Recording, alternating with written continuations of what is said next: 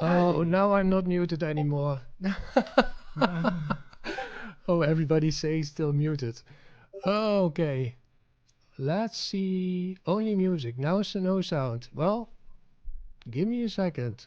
You're unmuted. Yes. Fuck you. Okay, so we start again. Okay, guys. Yeah, sorry. It's live. It's live. Yeah, it's live.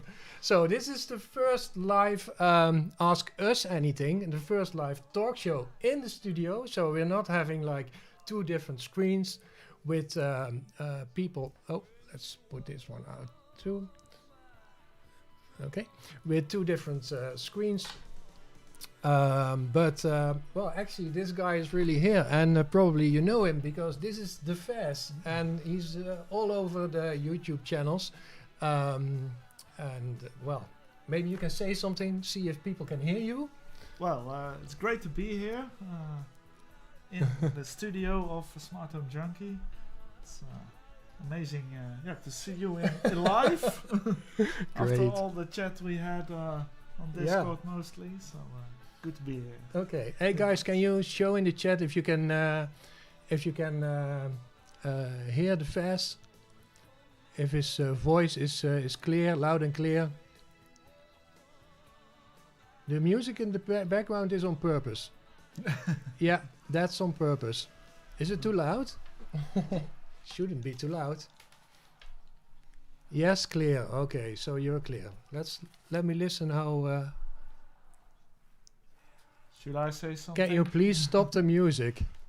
I don't think I want to stop it. I'll make it a little bit. Lower. Get this music. Get this mic closer to TheFes. Okay. So, some people are complaining about the music. Some people are not complaining about the music. So I put it a little bit lower. Hopefully that's better. And yeah. You can keep asking to stop the music, but some other people like the music, so yeah, not sure what to do now. It should be not that loud, actually. Question: who is TheFes? Yeah, well, maybe we can first do some questions. Okay, I will just put the music a little bit off. Maybe see it's better like this. Okay, I hope it's off now. Let me double check this, guys. Let me double check it. Oh. Yeah, it's live. So this is the demo effect. We all know what the demo effect is, right? It's perfect that the music don't bother me anymore. Oh, okay. Now, then I'll put on the music. So, yeah.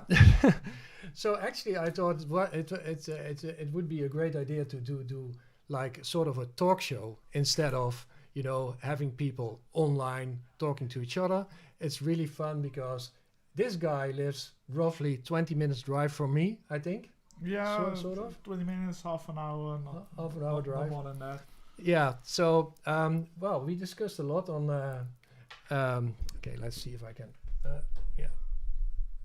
Let's see if they can hear you, and otherwise we set it louder. Oh, sorry. Music is completely off now. Yeah, I turned it on. Oh my God, guys. Give me a second. Music on, music off. Yeah,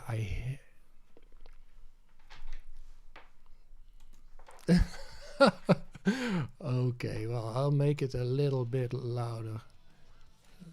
So it should be there now. I'll keep my headphones on so I can hear now what you guys hear. Otherwise,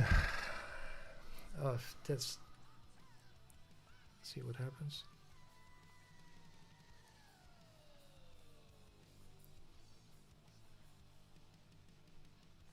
Yeah, there is some music in the background. Okay, let's leave it like that.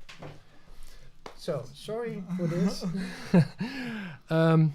So yeah, actually, let's just start with having a little chat because we know each other only online. Yes, sure. How did we met actually? I think it's through Discord. Yeah, I think you asked some questions in the templating channel over there. Yeah. And I helped you with that. We started some private chat, and then you started the Discord channel. I joined. So.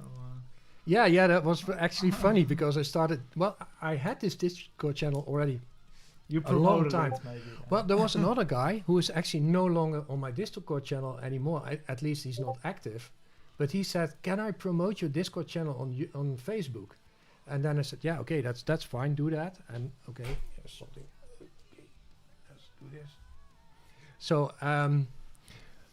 So I thought, yeah, okay, that's fine. And then you popped up. So I was like, this guy is really everywhere. So how many Discord channels are you following? Home Assistant related, 3 right now. So Only that's, 3. I'm only 3. honored that you're also. And there's some ESP Home, and there's other Home Assistant related, but really where the focus is on Home Assistant, there are 3. So. Okay, yeah, because I see. Okay, I'm trying to follow the chat also. Is this a guitar show? Yeah, we can do a guitar show too if you want. And I also have this drum kit. Most of the time, you guys do not see this drum kit because then I'm sitting over. I'm sitting over here, and then you don't see the drum kit. So yeah. Okay, well, okay, yeah, but you are on more channels, right? You're not only on Discord. No, I'm active on Tweakers, which is a Dutch website. I'm quite active in the Home Assistant topic over there. Yeah, and you're the moderator, right? Also there, or no. Recently there's a new topic started, and I became a topic starter. So I'm. Okay, what does that mean? A topic starter for people over there? I can pin topics, and I can pin posts, and I can. Okay. But there's not really much. Yeah. It's nice, but okay. Okay. But I'm quite active there. I try to help people over there. I'm active on the community forum of Home Assistant. Yeah. Besides that, mostly on Discord. So I'm active on the official Home Assistant Discord, mostly in the templates and in the automation channels, and on yours. And there's another Dutch Discord. Yeah, I know it. So I think it's created by Frank. Yes. Yeah. Yes. So it's Frank's Discord, which is really nice. Also, I'm not very active on that. Sometimes I visit that, but I should actually be there a little bit more. But yeah, it's time, you know. So yeah, what I wanted to ask you something about. Well, it doesn't matter. First of all, TheFes. Why TheFes? I've been TheFes or Fes a really long time now, and now I think I was like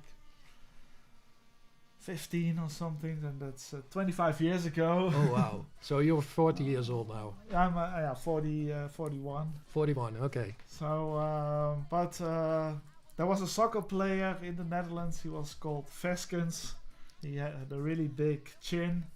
Oh, okay. I fell on the floor, on the ground. I fell off from a motor scooter. Oh, really? And my chin was, I had a big chin. Big chin at that moment. Somebody called me Veskens, and that was abbreviated to Ves. And so I've been the Ves since. In every online nickname I use the Ves. Like 25 years the Ves now because of that freaking accident that you had.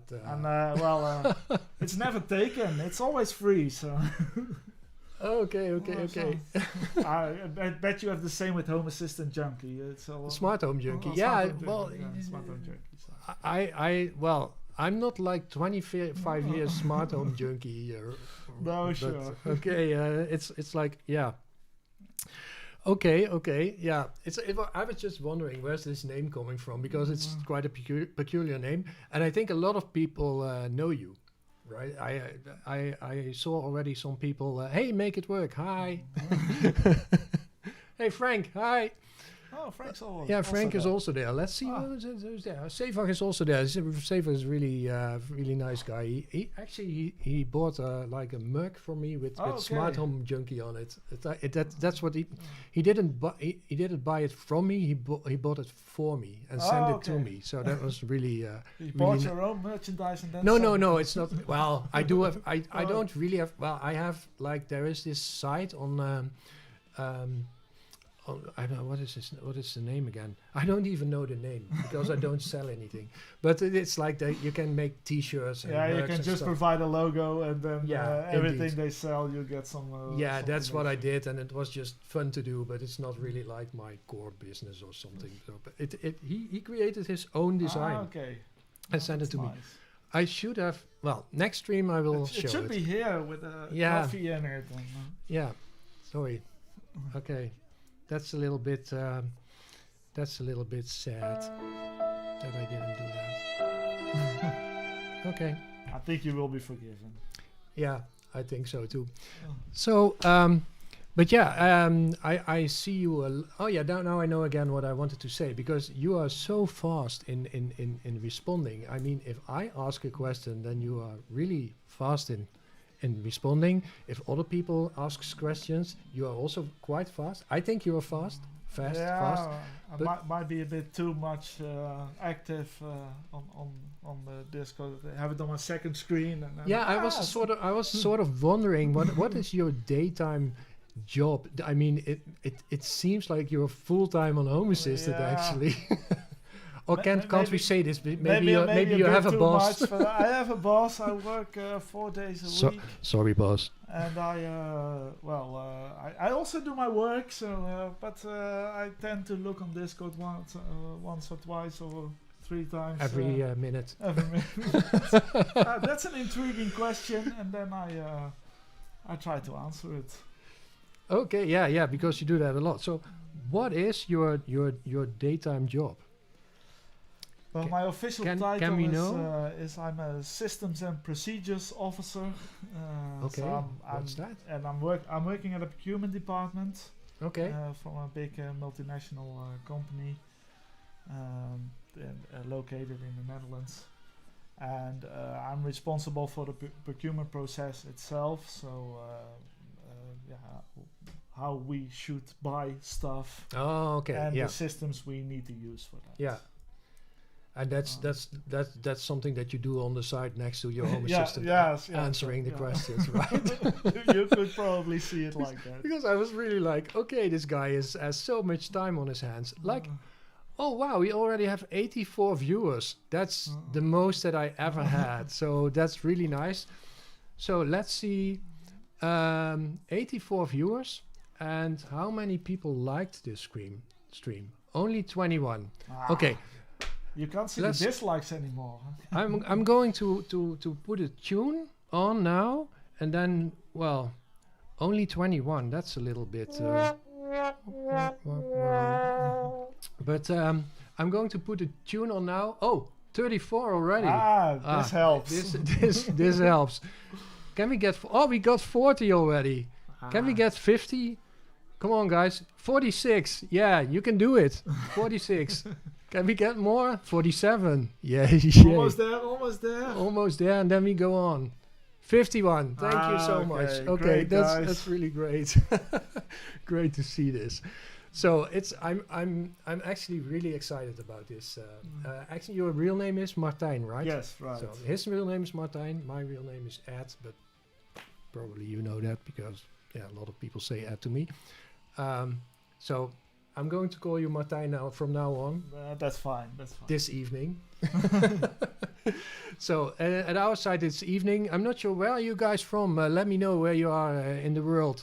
I know there are some people already also looking from New Zealand sometimes, which is totally the other end of the world. It's really nice to know that. I saw some countries in the chat already. Italy, Norway I saw, but...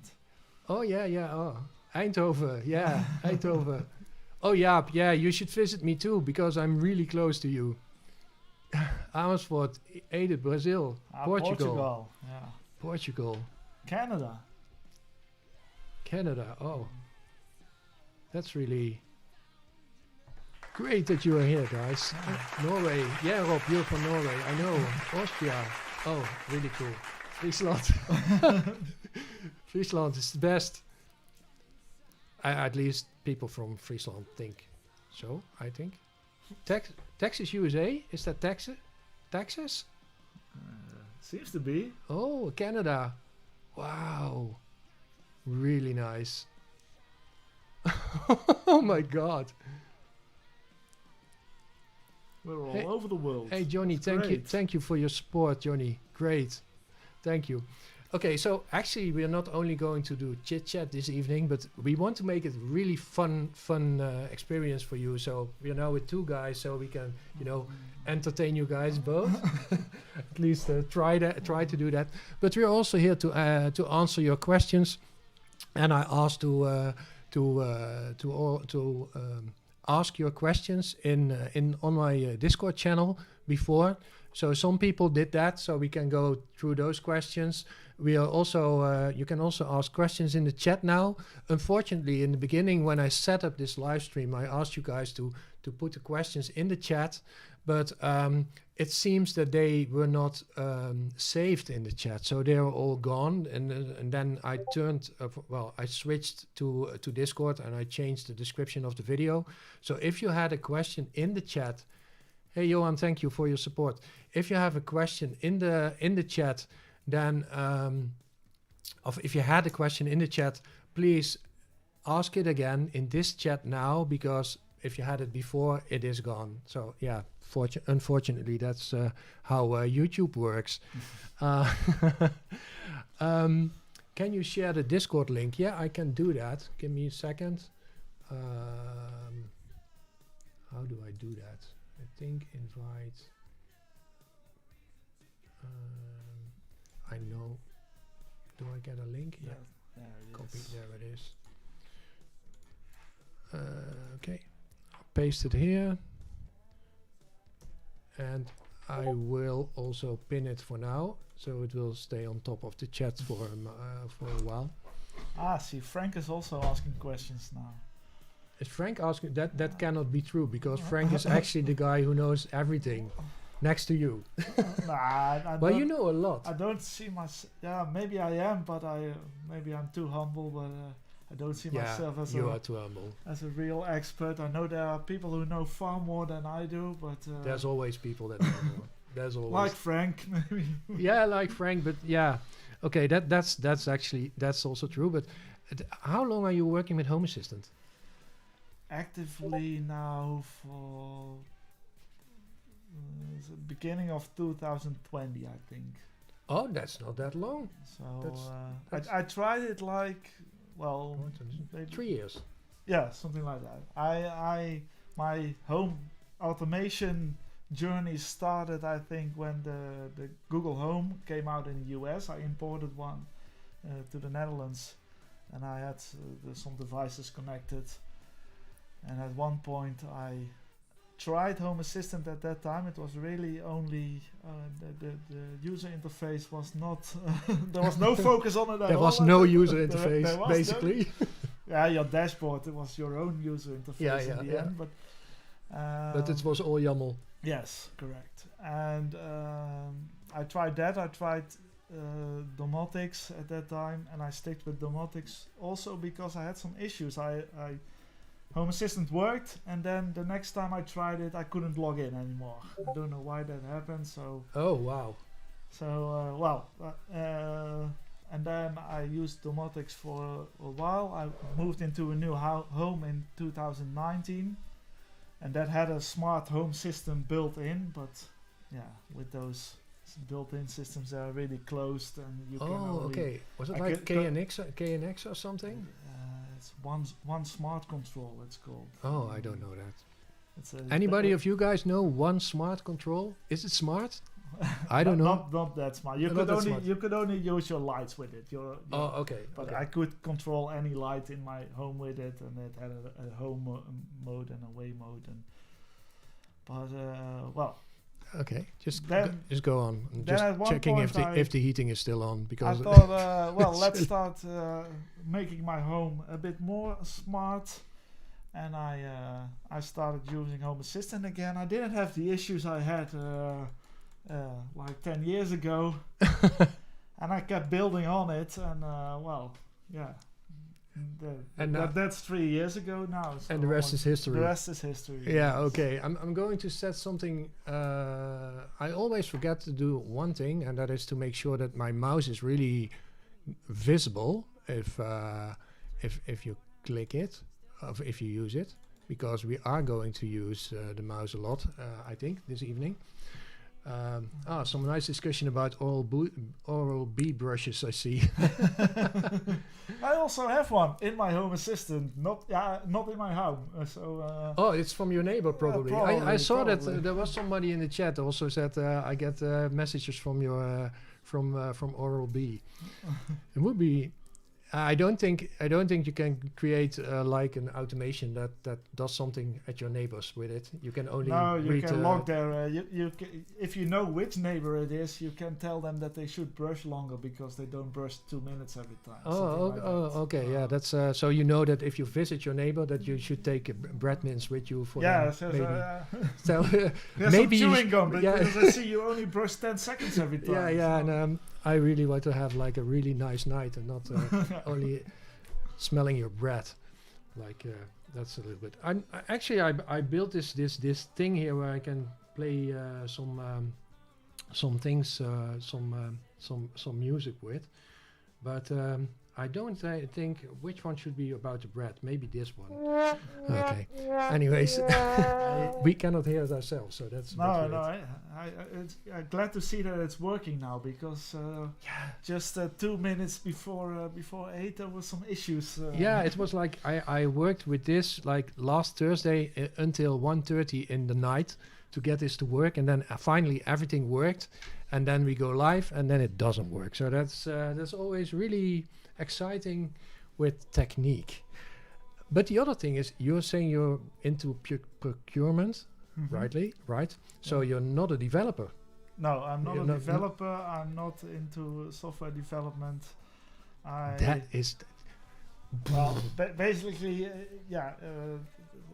I think, YAML itself, it's a structure. If you understand it, it's quite easy. You need to know how it's built, and then it's basically a data structure. But the templating, that's the only programming, the Jinja 2 is the only programming I know. Yeah. And, I've become quite familiar with it. You could say that. I have learning Python on my to-do list, but that's something which won't happen in the coming. It's not on the short term. Because that is like you probably have more things to do. I have more things to do. I have 2 small children. They also take some time. I have a day job which I already should spend more time on, maybe. Okay. I hope my boss is not listening. Well, boss, if you're listening, keep this guy because he's really clever.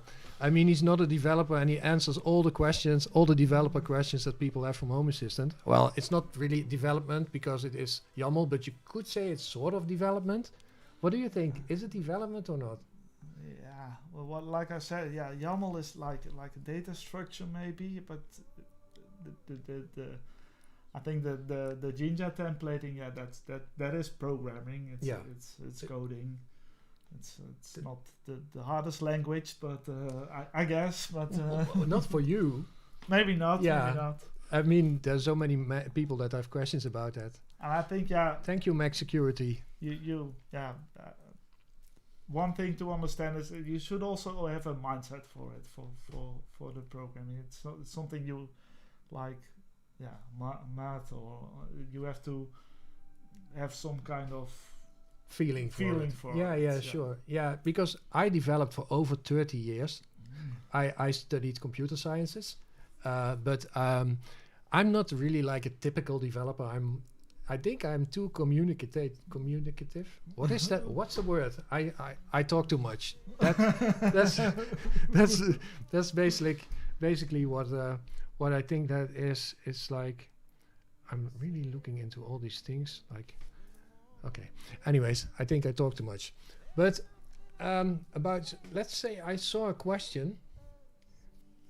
Programming is like painting, Frank. Well, Frank, yes, I did Magento. How do you know? How do you know? Actually, did you know Frank and I know each other in real life? Because we met back in 2014 or 2013 when he worked at a company that created like photo albums and stuff online, so you could upload your photos and then you could create a whole lot of different products from it. And he worked there as a developer, and they hired me because I was a contractor, and they hired me to work into to Magento. Magento is a tool to create web shops for e-commerce. So we knew each other already. Okay. And then I started with Home Assistant, I think almost at the same time when you started with it. And then I was, installing these add-ons through the add-on store. And then I saw Frank. Every add-on. He's everywhere. And I was like, Frank, I know this guy. And then I started sponsoring him on GitHub. Because if you don't know, you can sponsor developers on GitHub. So if you like to sponsor Frank or another developer that you think is really doing great things, and Frank is one of them. Sorry, Frank, I have to plug you right now. That is that go to GitHub, find Frank's his GitHub, and send him some money. Right. Do it now. Okay. So it's really awkward that I push these buttons and we don't hear what it's doing. I know what it's doing, but for us it's not that fun. I don't know what it's doing. You're just pushing buttons. Yeah. And you want to hear it? No, it's okay. fine. Okay. So, anyways, that was the Frank plug. That's why I can't code. Just Frank is saying programming is like painting. I think programming is Lego for grown-up people. That's what I think. It's a sort of Lego. It's, Lego? Yeah, I know. Is it Lego? Lego? I guess it's Lego. These little bricks? Yeah, the little bricks. My son is almost 4 now, so he's playing with them with those. Yeah. So that's what I had that a long time as a one line on my LinkedIn that I said programming of developing is Lego for grown-ups. So yeah, I'm waiting until he's old enough so we can do the programmable Lego with the robots. Oh yeah, that's cool. And then you can help him. I can help him. Yeah. Are you planning to maybe do a switch in your career once to become a developer, or is it just hobby? Not planning, well, like I said, I can only do Jinja 2, so that's not much of a career to make it in. Okay, but maybe if you focus more on that and learn Python. Could be. Maybe. If there's an opportunity, I might take it. Yeah. First, I have to take this to-do item up on the list and find the time to do it. Paulus, I don't know if you're here, but if you need someone for Nabu Casa, this is the guy. Anyways, no, Lego is Lego for grown-ups. Okay. Anyways, talking about programming, maybe we should look a little bit through the chat, because there's a lot of things going on in the chat, and actually we already have 97 viewers. Whoa, that's awesome. I haven't seen that before, at least not on my streams. So that's okay, I think. I won't take credit for it. Yeah, you should. You should take it. 97. Wow. Maybe we can go a little bit through the chat and see. But still 66 likes. Yeah. Okay. I will do the tune, and we wait until we have. How many likes do we want? Maybe we want 75. Here we go. Click that like button, guys. Shouldn't be too hard. 68. Almost there. 60, 70. I'm going to torture you with music. Okay. Yeah, maybe I should stop the... 72. 3 to go. 3 to go. Only 3 to go. Here we go. Stop audio. 72. Okay, I will stop touching you. 75. Great, guys. Thank you so much. 80 likes at. Yeah, great. Thank you. So let's say now we have 75 likes and we have 92 people watching this stream. So let's go through the to the chat a little bit to see if there are some questions that we can maybe answer that people want to know about Home Assistant. And you are the templating guy, so maybe people have questions about templating. We also had questions, by the way, in the Discord channel, so maybe I should go there first into the Ask Me Anything question. Channel. Let's go all the way up. Oh, let's go to the first question from Patrick. What are great suggestions for me to learn more about Jinja 2 templating? Well, I know Ed has a great video tutorial, so might be good to start with that. Yeah. Well, I of course saw the questions. I'm active on your Discord, so I gave it some thought. But I mostly learned just from doing. I started with some basic stuff. And then it grew more and more and more. I got a lot of help on the official Discord, on the templating channel there.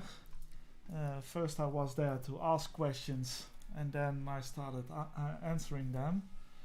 So maybe people also know me from my Google Home Resume script, which is actually a Google Home Resume package now. And that's basically where I learned my templating from. I started really basic with a script which should resume the music or on your Google Home after you send a TTS message, because it has no built-in functionality for that. Can we find the link somewhere? Because some people might really want to see that. Is that difficult to search, or should we maybe later share it? I can share it. It's on my Discord. Not on my Discord. On my I also have a GitHub. GitHub repository on my config online, so it's in there. By the way, Frank, thanks for reminding me that the music was copyrighted that I was playing. So I stopped the music. I didn't really think about that copyright thing. Hopefully this stream will stay live. Oh boy. Okay, sorry for that. So so that's what by creating that script and building more and more functionality into it, I basically learned what I know now. Yeah. So I just learned by doing, but so I got a lot of help on... That's for Patrick actually the thing, like, just do it and struggle. I know the Jinja 2 documentation. There is a lot in it, but it's not that clear to find where you have to look. There's of course the documentation on the Home Assistant website itself, but it focuses most on the added functionality by Home Assistant. Mm-hmm. So that's where the focus is on that, in that documentation part. So you have to use both. Try ask questions. On your Discord if you want. On the Home Assistant Discord. There are more people there to answer the questions. I guess. Definitely. I think if it's on your Discord, I will be probably the one to answer the question. But if you ask, you're probably faster than I am, and you know more. Okay, so you can also answer questions. Yeah, but you know more. So and if you ask on the official Home Assistant Discord, there are really smart guys who know more than I do. Who can help with templating. Yeah. Okay. Let's go to the next question that we got on the Discord channel. Question from Jaap. Actually, I think I think it's not a real question there. The question is, who is your favorite Home Assistant YouTuber and why is it Smart Home Junkie? Thanks, Jaap. I really had a laugh. To be completely honest, I don't really like consuming information and knowledge through video. Yeah. It's not on the speed is always different than what I want to have. I have to if it either it's going too fast and I have to look back every time, or it's going too slow and I think, well, I already know this. So that's why I like consuming from text. Yeah, there's a lot of people that do that. Actually, I had that message from multiple people. Actually, in the beginning, I also sort of spammed my videos on Reddit, and then Reddit is all about reading because that's why it's called Reddit. And they were like, yeah, but we really don't want to read it. So then I started to also create a blog post, which is actually the script of my videos. Okay. So it's not super tailor-made for a blog, but if people want to read, they can read it. And also I use that for my subtitles. For people that do not know, but probably guys, you all know this, is there is an option in YouTube to play your videos faster or slower. So that might sometimes help if you'd like that. But I totally get the idea. I'm actually also, well, sometimes I read and sometimes I watch a video. It depends on the topic. Well, if it's like a history lesson, that's fine on a video because you don't have to reproduce it. But if you really have to reproduce it yourself, then I like text with screenshots. Okay. But are there other YouTubers that you think that other people maybe that are active? The most community? I look on YouTube is kids videos while my kids are brushing their teeth. So okay, with the Oral-B, of course. No, they have a manual. They have a manual. Okay. Yeah. So that was that question. Jaap asked the question, how to become a Ninja Jedi. I think you already answered that question. Question, what is your favorite integration? Okay. I read this one, but I didn't prepare it. Yeah. Let's think about it later. Maybe let's come back to that. Favorite integration. I don't know either. I like a lot of them. Which feature do you look forward to the most for 2023? Oh, now maybe you can now reveal the thing. It's public, but it's public, yeah. Well, like I said, my home automation journey started with a Google Home, so I'm also a user of voice control. And Home Assistant is going into voice. That's a big topic for 2023 within Home Assistant. So I started contributing in that aspect as well, and I'm actually the language leader for Dutch now. So big applause. Well, I'm really looking forward what that will bring. I think we'll see the first things in February, or if you are a beta user, end of end of January. I cannot say that enough, guys. Become a beta user. There is some risk involved sometimes, but it really helps to get like clear releases every month. If you become a beta user, it's easy to go there, go to settings, then go to system, then go to updates, and there you can tick on the 3 dots, I think, on the right top, and there is an option to join the beta channel. I think that's the way to go. Yeah, okay, you're all okay. So that really helps. So if you're not a developer and you want to do something for Home Assistant, become a beta user. And if you see things that are not working in the beta, then you can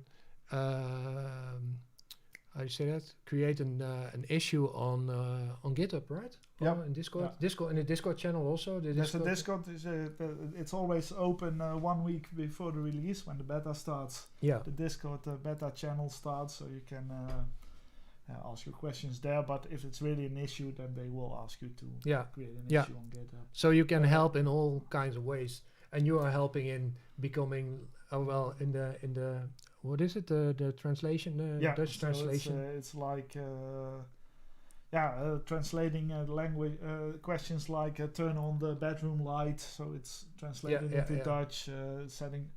Yeah, the focus now as a start is on lights, fans, and climate. So you can ask the temperature and click on fans and lights. That will expand, of course, to basically control your whole home with voice through local. We maybe you know that, maybe not, but we have because I'm part of the creators network of Home Assistant. We also have like a meeting a week before the release, and then the people of Home Assistant tell us what are all the new stuff which is in there. And I was actually wondering, you know, in the beginning with this voice control, when I heard that there was more voice assistant things going on in Home Assistant, or that it's planning to do, I was like, yeah, but what's new about it? Because it's like creating a switch with your voice. That's really nasty thing to say, but well, it's a negative part. But then I thought, well, if we can take it one step further, and I know we will not be there in a short time, but if the system can respond on your behavior with voice, and then you have like this, let's say that you have actionable notifications, but with voice, that the system asks you, for instance, shall I turn the heating up because it's getting cold? And then you say, yes, please. And that the system then says, okay, how many degrees should I set it? And you say 21 degrees Celsius. Yeah, because not everybody's working in Celsius. And then, yes, I will do that. That would be really cool if it works like that. Yeah, I think, of course, there's a lot. It's Home Assistant is for home automation. So, yeah, a lot of things you can automate. But if you not everything, you cannot take into account every case. If you want to clip your nails on the couch while watching television, you might want to have a little bit more light than when you're just watching television, because you want to clip your nails and not your fingers. Yeah. So you want to turn on the light a little bit, turn on the brightness.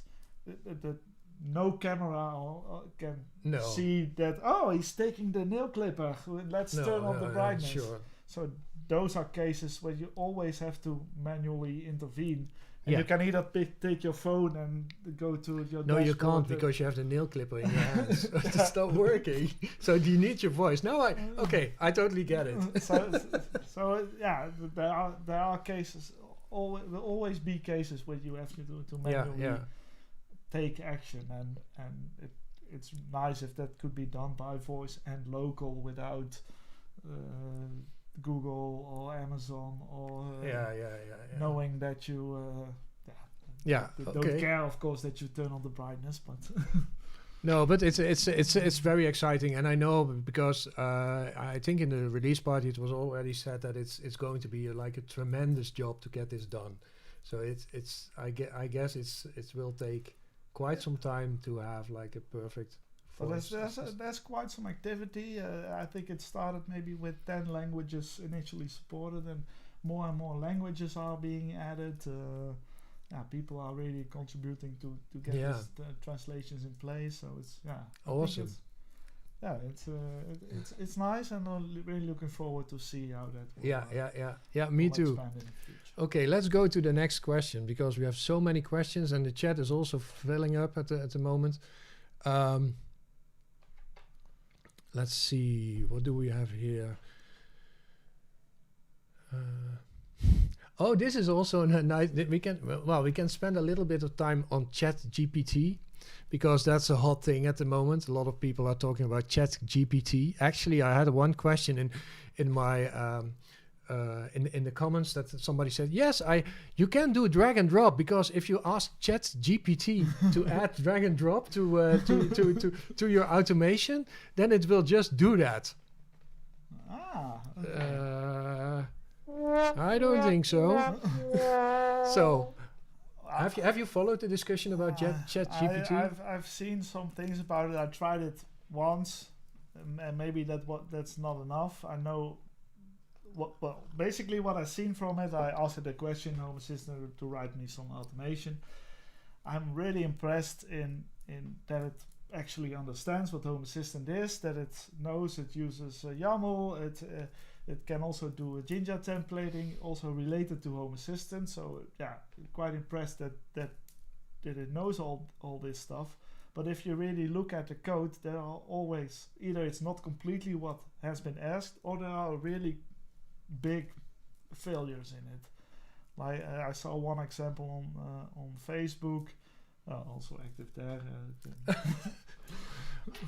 Why doesn't that surprise me? That it really it made a template condition, and it just nested a complete template condition. So condition template, value template in the template conditions. That will never work. And people say, okay, it provides a good starting point, but I think if you have to ask a chatbot to write your automation, will you be able to spot the mistakes it made? Yeah, that's the thing, because it can create sort of an automation. I think we lost video. I think we lost video. Okay, give me a second, guys. I have to find out what's going on here. I don't see video anymore. Why is this happening? Okay, give me a second. We are still online, right? You can still hear me, right? It should be. Yeah, video stopped. Okay, give me a second.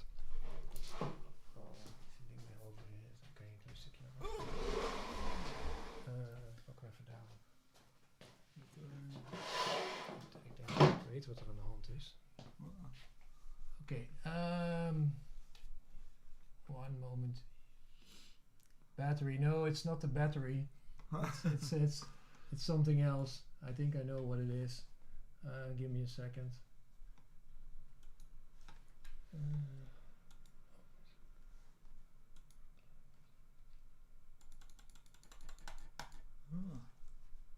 think it's getting too hot for the camera.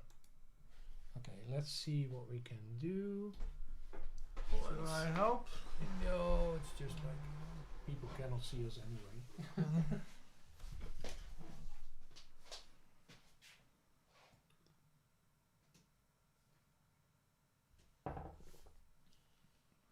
For some reason, this sometimes happens.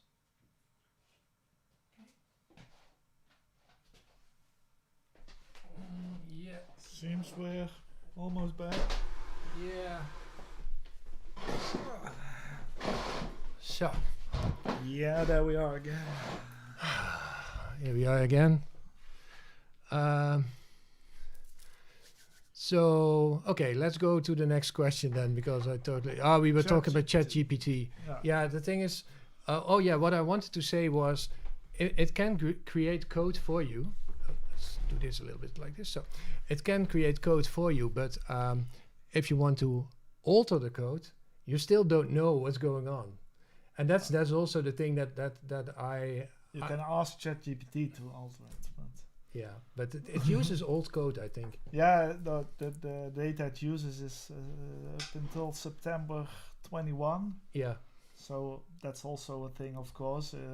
Home Assistant changes a lot. That's already almost 1.5 years ago. Yeah. So... Yeah, for some reason that... but anyways, it was nice to see it work, and... but I don't think ChatGPT is a good way to go. You better learn really how automations work, and then you can do much more. With all the improvements in the user interface in Home Assistant. Yeah, that's also true. I will come back to that when we come to the question of Frank. He asked. Yeah, maybe we should. Oh, there's so many questions. I don't think we can do all the questions. I will just pick some out of them. Sorry, guys, if your question didn't make it. Because it's not doable for us. Seek. Oh, let's see. Let's move from. Let's go first. Questions. Frank has a question.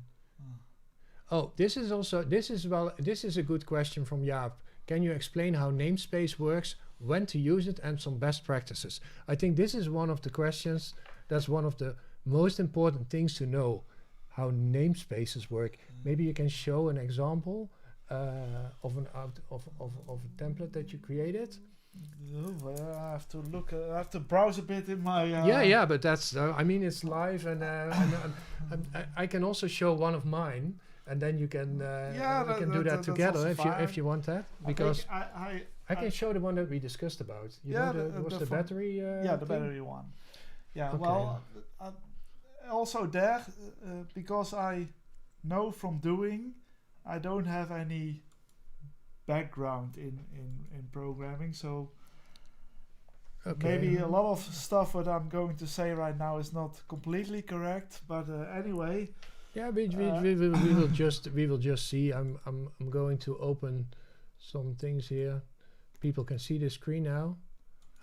So I have this templates.yaml file where all my templates are in, and there's one that we work together a little bit together with. I think that was the start of our. I think so too. Our correspondence. Battery. But basically, well, a namespace is something where namespace and objects corresponding to those names are stored.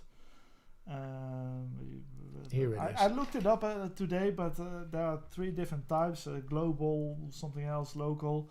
But what actually happens when you then talk about Home Assistant templating is that in the template itself,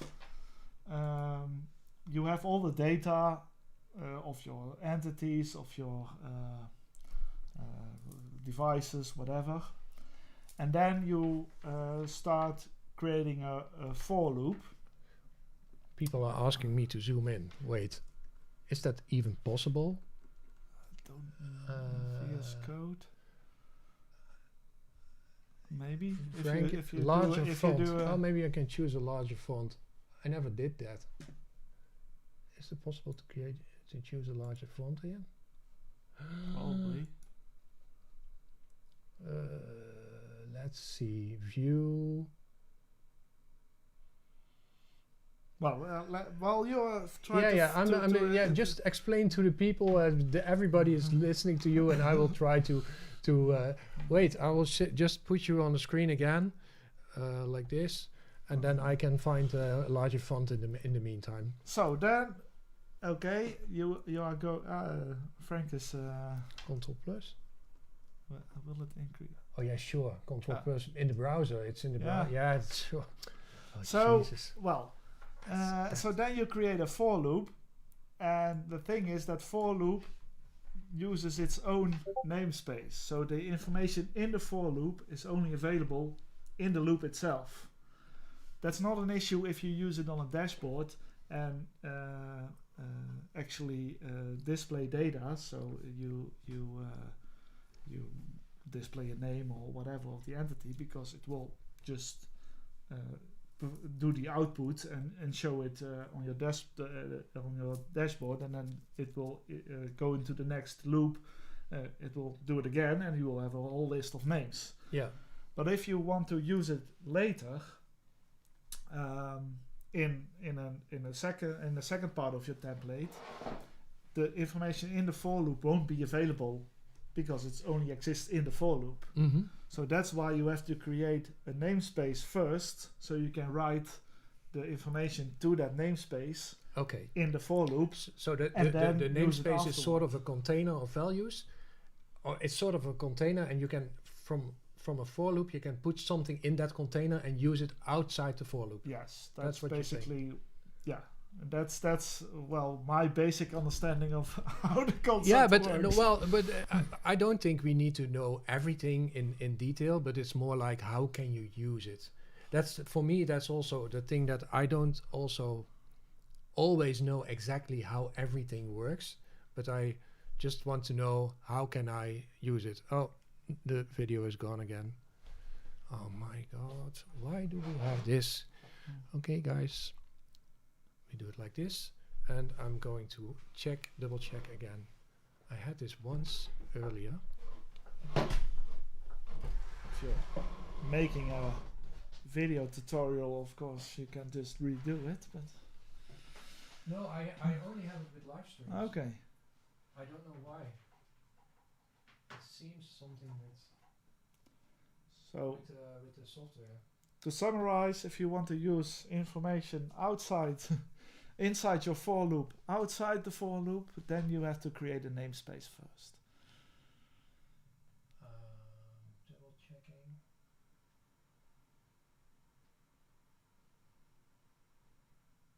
Ah, the battery is full, so it's not the battery.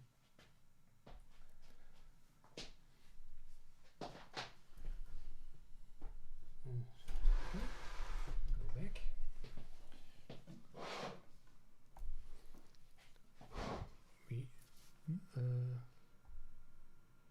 Oh. Okay. I have to go back once more. Oh, this is really really awkward. Because I see the video. Why do we have these technical issues?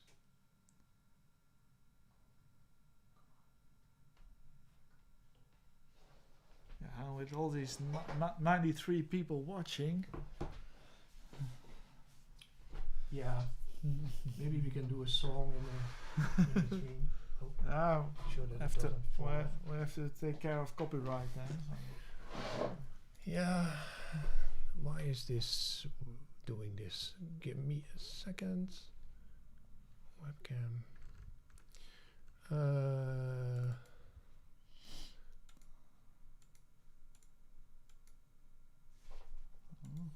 And we're back. Yeah, great. Okay, no idea why this happens. Well, good to be back. So I CMOS overheating. Yeah, can be. It's not saying anything about overheating, but we will get there. Otherwise, I can just turn on my air conditioning. Maybe that helps. I don't know. I'll go get my coat. yeah, we're going to sit here. It's really chilly, but we're doing this for you guys. I should have borrowed Frank's hat. Oh yeah, indeed. Okay, let's say we go back to this page. So what you see here on the right side is that you created, we created together this, I think, a little bit. And most of I learned a lot from you in this thing. So there's the namespace, which is the space where we are going to save some sensor data in. And then you have this for loop over here, that is like until here. Yeah. And so basically everything that comes out of this thing will be put into that namespace in this line. We're not going to say exactly what it's doing, right? It's just like showing that this namespace ns.sensors is this namespace. Yeah, I think the main reason you are actually using it here is because otherwise you can't sort on the state. Yeah, I have simpler examples with namespaces, by the way. I thought we'd take this because we had that together. I think I created one just a couple of days ago. Yeah, this is It's for your this is for my lowest price electricity. So this is actually showing when the lowest I have variable prices, and it's showing when it's the lowest price in the future, so I know when to turn on the washing machine. So and I have a namespace also here. I have a namespace for the lowest price and a namespace for the hours from now. This will be a video in the future, but well, there are so much on the list. So here you also see a for loop, and that for loop puts information into that namespace. So one for lowest price and one for. You can do that in one line, by the way. Yeah, I expected you to say something like that. Okay.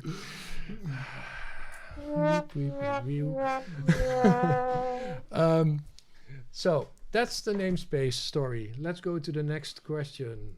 We have to keep the questions a little bit short, guys, because yeah. Otherwise, we're here until. Well, we have the time. You said if you had the time till 5 o'clock in the morning, right? Well, not 5 o'clock. Yeah, I have to drive home, and then I'm just in time before my son wakes up. So 4:30. Okay. Let's see. Where are we with? Okay, I'm going to. Yeah. Next question.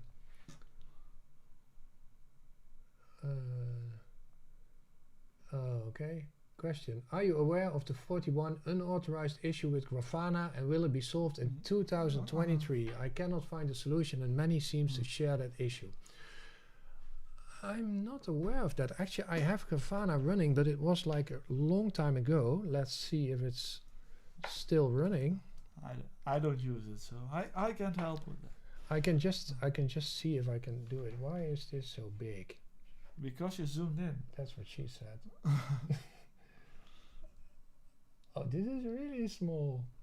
That's also what she said.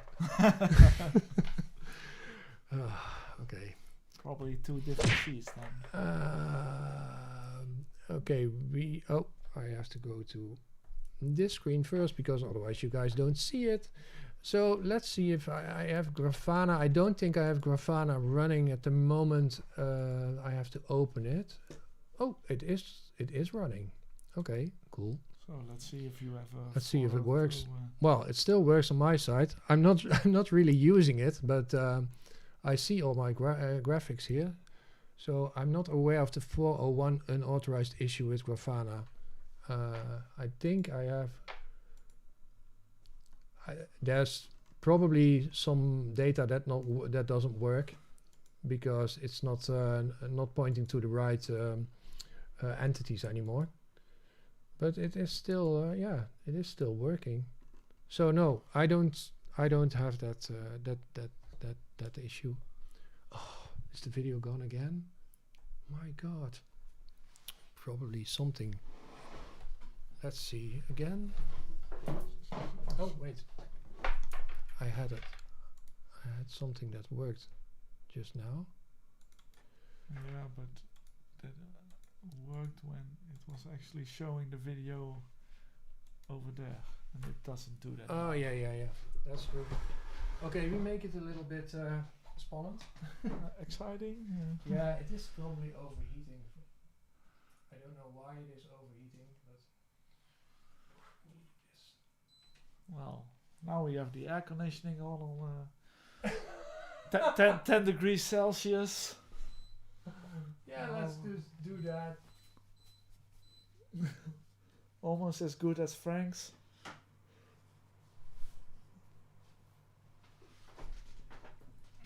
Oh yeah. It's already not showing anymore. No, but that's fine. If it's just saying on NTC, that's okay. Okay, make sure that it doesn't fall off over there. Yeah. Okay, let's see. We have other technical issues. Where is?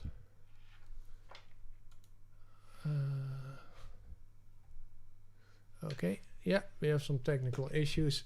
So weird that it's doing that live because I'm using my my camera a lot, and it's only if I'm using it live that it has issues like this. But here we go again. Probably it will come back. Yeah. Yeah. So we're back again. Well, let's hope it yeah works a little bit longer now. Yeah. Let's hope so. I put on the echo, but I don't really feel it. Let's make. Oh, this is really old school, by the way. Yeah, you don't have it in Home Assistant. Yeah, I do have it in Home Assistant. I have there this Broadlink thing that but it's an old airco. So so let's just make it blow. See what happens. Okay, so the question was about Grafana. No, we don't see. I don't see that issue over here. Then we can go to the chat because in Discord all the questions are answered. Okay. I get a lot of responses everywhere. Hey, Ed, throw your Mac away and buy you a PC. Actually, this is running on a PC. Yeah. Add an ice pack on the camera. That might be an idea. Okay. So there's so many questions. Shall we go from bottom to top? Or what shall we do? Let's show a little bit more over here. Oh, this is still. So, okay. Thank you, Den van Santen. Okay, let's see. Let's go over to the questions. Throw your Mac away. The grandfather issue only shows up when including graphs in Lovelace dashboards. Oh, okay, okay. Oh, I wasn't aware of that, so yeah.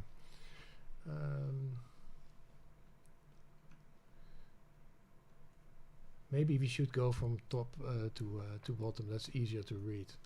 Oh man, so many questions. There won't be new ones every time you blink an eye. Yeah, that is definitely the case. Well, now we're back to the complaints about the music, the compliments about the music. Hi there. How come that the music does not automatically adjust its volume? Oh, that's that. Okay, that's like an hour ago that we had that question. Link frame. Okay. Oh yeah, all the people that's from all the countries. Okay. Maybe we should. Oh, can you play the drums for us? I can, but I won't, because it's an electronic drum drum kit, and I don't think my my neighbors really like it if I do this right now. So I cannot figure out why I'm unable to use the include statement in a TTS message. Example message include templates daily briefing.yaml. Did you ever use that? The way like he does this? No, but I think should it work? Probably, because it should include it in the automation. I'm wondering about the slash before templates, because that puts it at root level. Well, there's dot slash. Oh, dot slash. Okay, Dot I couldn't slash. see that from this far. Dot slash. Then even Daily briefing. I think you should be able to include it, because yeah, we can build it, but that might take a little bit of time. Let's park this one. Yes. And let's see if you have questions that we can. Maybe I can do it on my phone.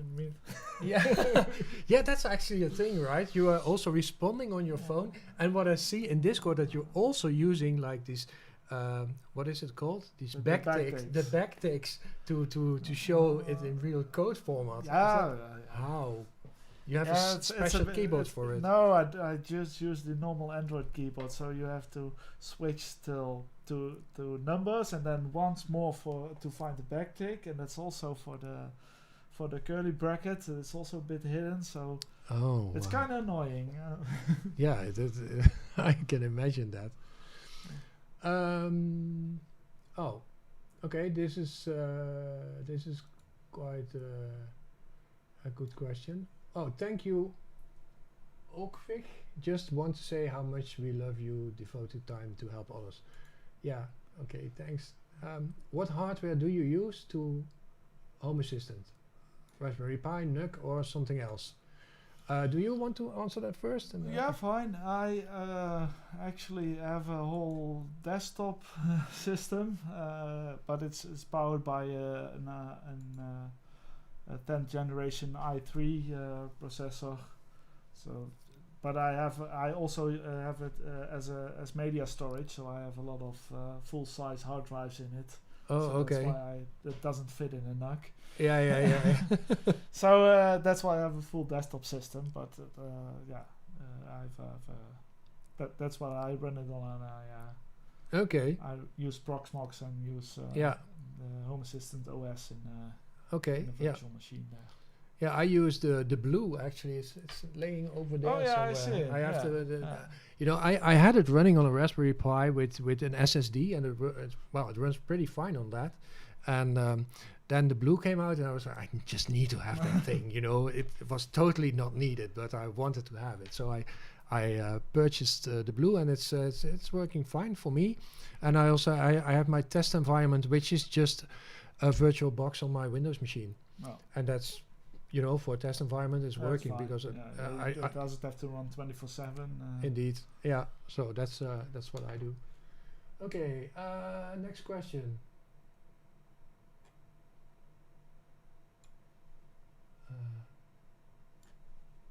Let's see. Oh, I don't know if I can understand this question, but the question is, I had HA ask if I wanted to add an Oral-B integration to my system. I don't have an Oral-B device. What would be the cause of it? Well, I Well, guess your neighbor has one. yes. Well, it uses Bluetooth, and so it's picked up by your Bluetooth adapter. Yeah. And if it's within range, it will just pick up any Oral-B toothbrush within range. That is actually it's. What do you think about that? I mean, that you. I don't care that I see the stuff of my neighbor, but what would my neighbor think? Yeah. yeah. Well, it's like it's something I think you have to take into account for things that use Bluetooth. It's the same with the smart scales. They can also be picked up. So you know actually what the weight of your neighbor is. You could. Oh, okay, that's interesting. And you know how much they brush, and so you can make a whole health profile out for your neighbor. Yeah. Oh, this is also Oh, this is also a good question. It can be, by the way, that if we answer these questions, that other people already answered them in the chat. Yeah. So it might be that we are having double answers. So this question is actually a good thing. What's the best naming convention for devices, entities, groups, etc.? I have an idea about that. Not sure if you also have an idea. Thank you, Helmer. I have ideas about that, but I didn't probably use them in my own system. Okay, maybe I can show how I do it. Yeah, that's great. It's just maybe some people can learn a little bit from it. Okay, then we go to this screen. Seems that if I go to this screen, oh, now we see the chat also bigger. That's fine. That's nice for us. So if we go to this screen, and let's go to my devices and services, and then to my let's say entities. Let's pick one.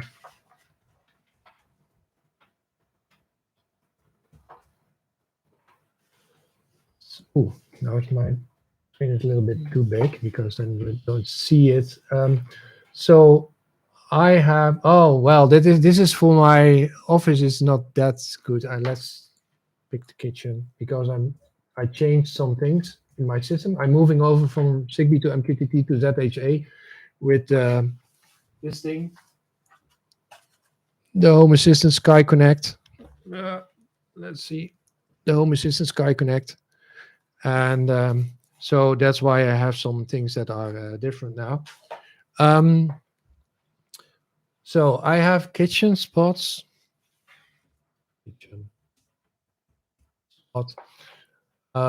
What you see is this is how I do this. So I give my lights. Let's say that I only pick up the lights. Maybe I should say light.kitchen spot, and I only see the light. Working. Oh, I don't know why. Oh yeah, that's probably because this is an old. This is an old one. This is an old one. I can remove this. I'm not sure why this is still in the group somewhere. Good point. But what you see here is what I do. So I always start with the room. And then I start with the device in the room, and then I give it a follow-up number if there is a follow-up number. And if I have groups, then I also start with the room and then give it a name, spots in this case. So that is how I do it. And it actually works really nice because if I create automations and stuff, I always know how my device is named. I think that the autocomplete from the Home Assistant extension also is quite smart. So if you would type lights dot spot, Sure, it will sure. also list these kitchen spots. Yeah, that's The- true. But sometimes you have like integrations that create entities that have like Yeah, a sure. name like that Yeah, with yeah, with yeah. with really that you don't know what it is. No, sure. So that's this is how I do it, and it also really helps. As you can see, I didn't do that. Is to add an area to it. Yes, that's also why I think with I of course use templates a lot. With yes, all some time ago, maybe half a year or something, some area templating was yeah added, so you can actually list all the entities of an Yeah. area, Okay. and that really helps if you don't have the naming convention in place. You can just use I want to have all the lights within my kitchen if they are properly added to an area. Yeah. Of course. Indeed. And I'm trying. Best is to do both. I'm trying to do that, but it's like in Dutch they say in the house of the plumber all taps are leaking. So and that's the thing. Creating these videos, Answering all these questions. answering all these questions, and I'm trying to you know m- I'm trying to keep my house alive, but there's a lot of things going wrong because I'm testing so many things before I create a video Yeah. that then I have the wife acceptance factor in this house is not very big. So yeah, um, let's see. Go to the next question. This was about the naming conventions.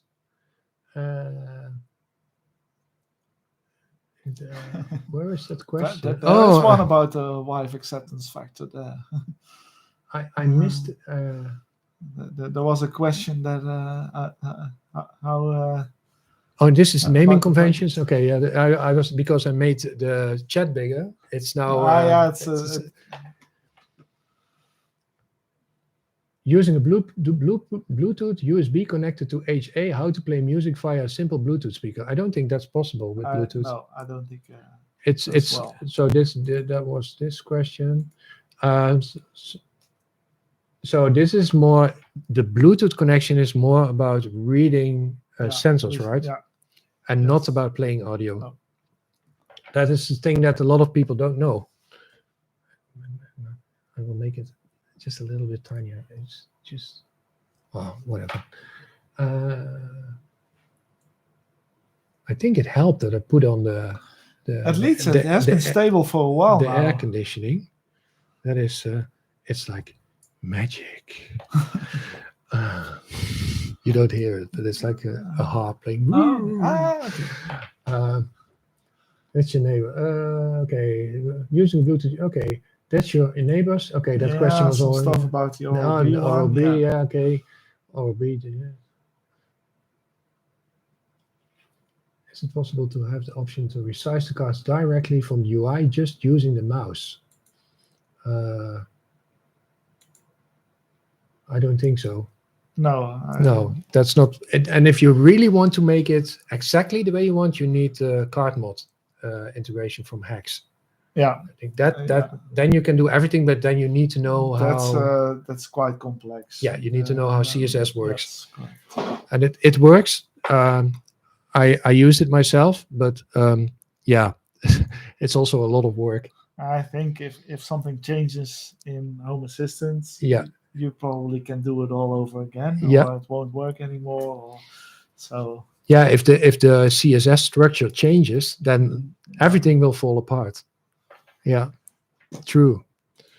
Using the house, really. Okay. Why is it not possible to easily add a storage drive to access and play media with HOS? Good question.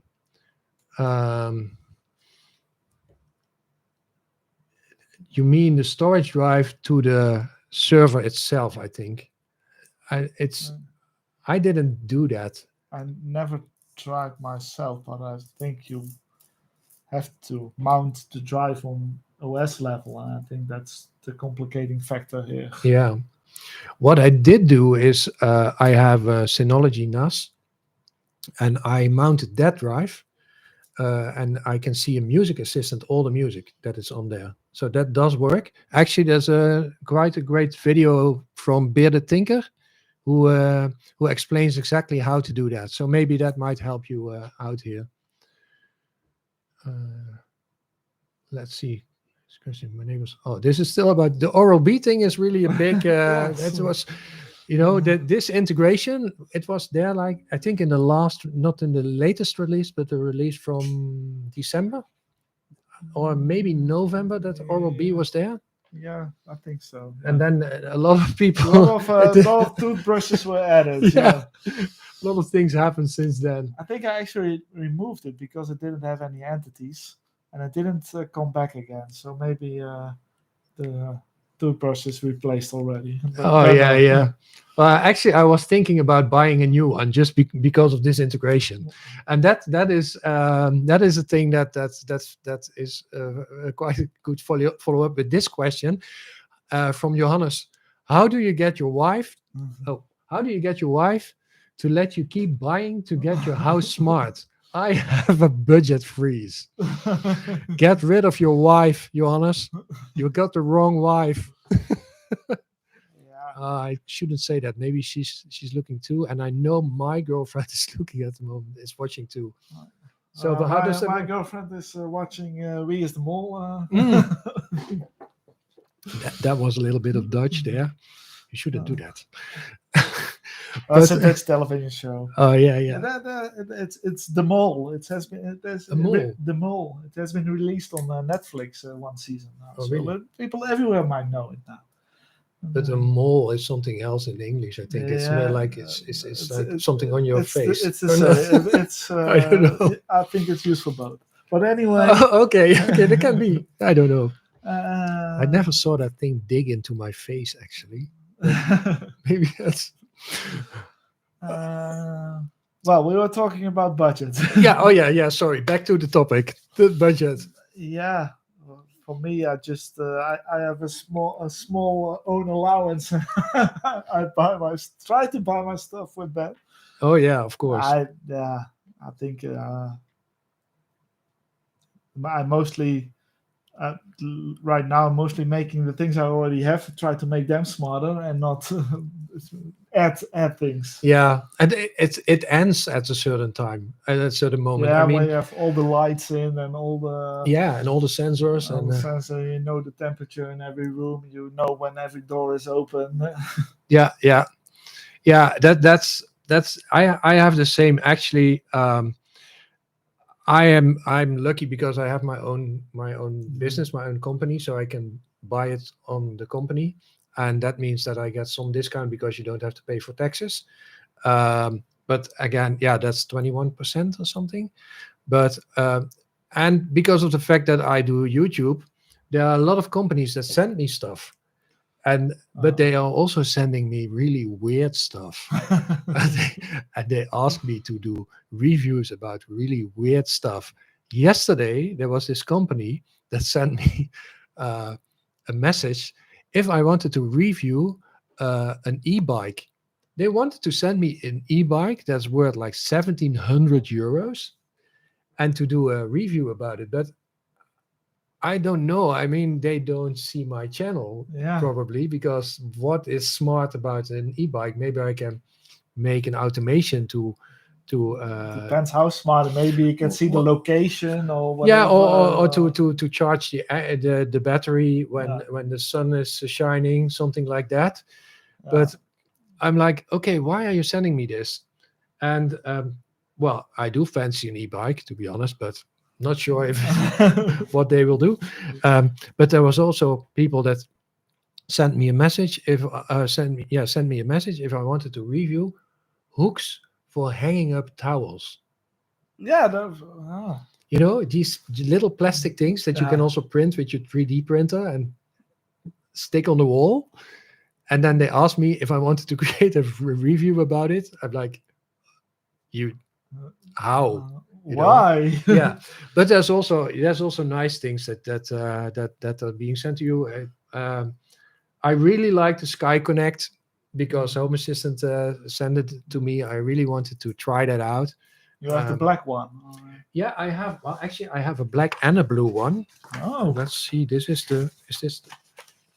this is the empty box. This is the empty box. This is disappointing. No, this is the actually this is the black one that's laying over there because it's you see it. Okay, It's yeah, there. yeah, I see it. Because and it's glow in the dark. So my girlfriend is happy. No, that was a bad joke. And I have the blue one, but which I didn't open yet because the blue one is I paid for it myself. I ordered this one before Not I knew that we knowing, got one to sure. got the black one. But I'm still going to use this for my testing. Sure. I want to set up a lab, that I'm not going to, With some lights tear and down the plugs, house again when I'm testing things.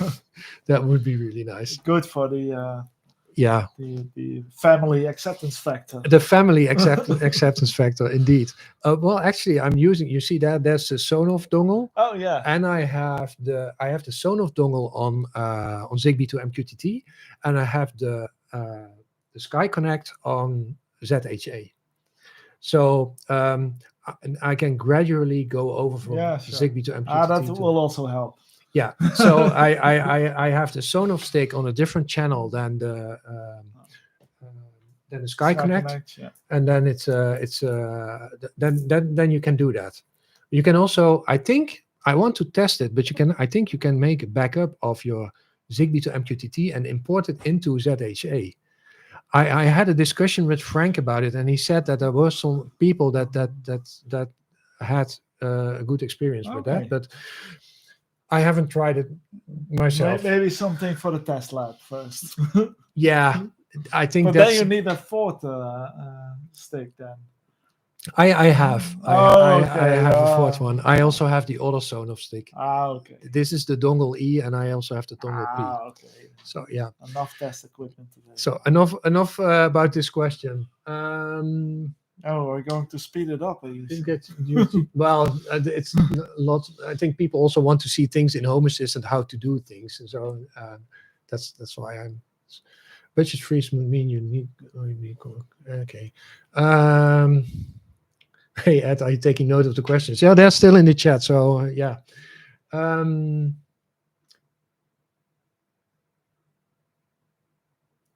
Rob has maybe we can. I think this question has already been asked and answered, but we will do it again. Do you have good Jinja 2 learning resources? Yeah. What did you use to learn Jinja? Jinja. I learned by doing, and the templating channel on Discord, on the Home Assistant Discord, has been a great help. Yeah. So just try it out. Asking. Of course, also use the template part in the developer tools. Just don't put anything in your automation. Just test the automation, but test the template first. Mm-hmm. Actually, not everything works in the template tools. Did you know that?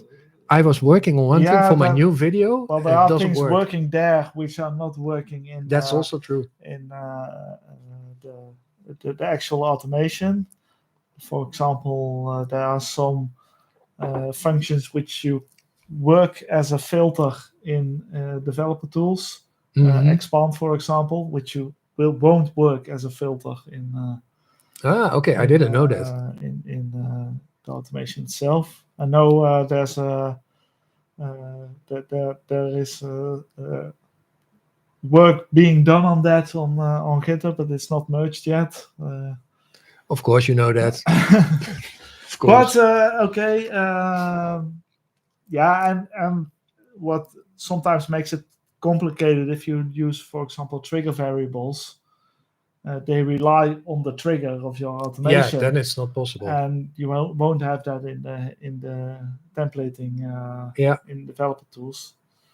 A way to work around with that is to actually go to the trace of your automation and download the JSON file it will have the whole trigger data in, and you can just put it in developer tools as well. Oh, then you okay. have the trigger data available as well, so you can Oh, okay. work with triggers. Yeah. So that's Also a way to do that. Some a way to do workaround. it, Yeah. workaround. Okay. So yeah, basically what you're saying on this question is go to the Discord channel of Home Assistant in the templating channel. Sorry, the Discord server of Home Assistant in the templating channel. Ask your question there. Ask over there. Yeah. Yeah. Just try for yourself first. And then probably this guy will answer your questions. Yeah, or other smart people. This other guy, what's his name? Pedro? Pedro. I learned a lot from him. Yeah, he knows a lot too, and he's also really quick in answering questions. Rob also. Okay. Answering a lot of templating questions. Also, guys who are in procurement and have like a second screen. No, Pedro is a software developer. Okay. Okay.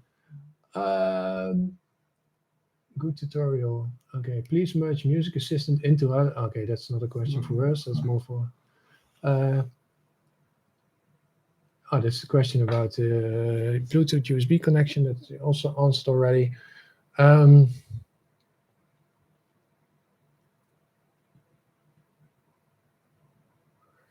Ooh. Okay. Tricky one. Yeah, tricky one, but we will just see if we can answer this. I have switches that not remembering last status. So I want to make switches remember last status in QTT. I think MQTT. In Home Assistant, please need help. From Smart Thinking. That not remember the last status. Yeah. The only thing that I do in these specific cases is I'm using helpers.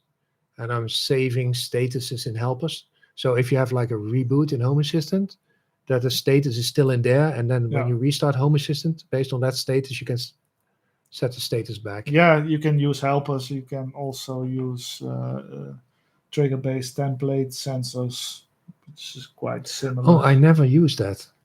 The nice thing about trigger-based template sensors is that you control when it's updated, because it's only updated on the trigger, okay, which are the same triggers as used in automations. And so it updates on the trigger, and the state is restored after reboot. That has been added a couple of months ago, maybe half a year. Before that, they would always start with the status unknown, but they will restore states. So it's basically, if you can use it as an automation and a helper in one. Is it difficult to show an example? Is it like a lot of code to do that? Maybe in the developer tools for people, or is it, I'm asking too much? No. If you want to store the state of a switch, which will be on or off, you can quite easily do that in a trigger-based. Can you show it maybe a little bit? Yeah, I guess. In your own environment, or yeah, that's fine. Okay, let's see if we can do a little tutorial here. Okay. Yeah, so maybe I can make it a little bit. A little bit bigger. So is that okay for you? Yeah, fine. Yeah, that was too big. Okay. So this is my dashboard. So you're going to show trigger-based, how a trigger-based template works, right? A little bit. Okay. Yeah. Well, I have to also go to Visual Code Studio then, I guess. I have to find it a little bit. I actually have a 4K resolution screen at home, so. Oh. And I just logged in over here, so it has all the buttons. I didn't clean up yet. Oh yeah. Okay, no worries. And I trust the authors of my own system. And the video is. Oh no, the video. Oh, it's still there. So maybe I have to make this bigger too. Yeah, zoom in a bit. Oh, that's fine. I think. Yeah. We go to the code. So I actually have. I will check a really big split config. Can we make it a little bit simple, or is it possible to show it maybe in just in the developer tools? Yeah, happen, then I'll just make something here. That's fine. It's not that. So what we see here is a more advanced setup of Home Assistant. Most people won't see this, right? If they go into their Yeah. Well, I just you can split your setup. You also did that by including a template .yaml file. But I went a bit bigger. I can show my my configuration .yaml. It's just this. Not more than that. It's only one line, including. So packages. this is like the smallest configuration .yaml that I've ever seen. I think it can be smaller than this because you have to have something in there. Yeah. From here, it includes a Home Assistant folder. There's a packages folder in there, and from there it includes all integrations, including template and the sensor and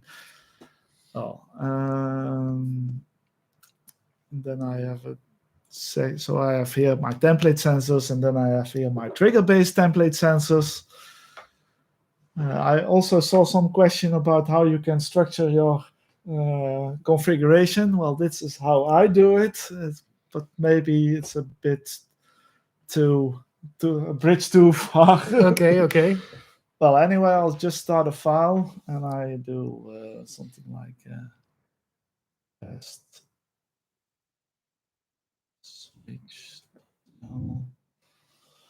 And it's a trigger-based template center, so it has a trigger. Basically, what you want to do is you want to store the state of your. Guy is doing this by heart, huh? So and this is annoying. These autocomplete help sometimes, but now it was really annoying. So you want to have a state trigger because you want to store the state of your switch. I also have switches with really strange naming conventions, but let's say I want to store this one, and then it depends a little bit if you want to store in available states or not. The suck-off cap. It's the the thing above your stove to get away the fumes. Yeah. So depending if you want to have only on and off, you can list them here. So assuming you don't want to store available states, you can do this and the same for off. So now I have my trigger in place. That's fine.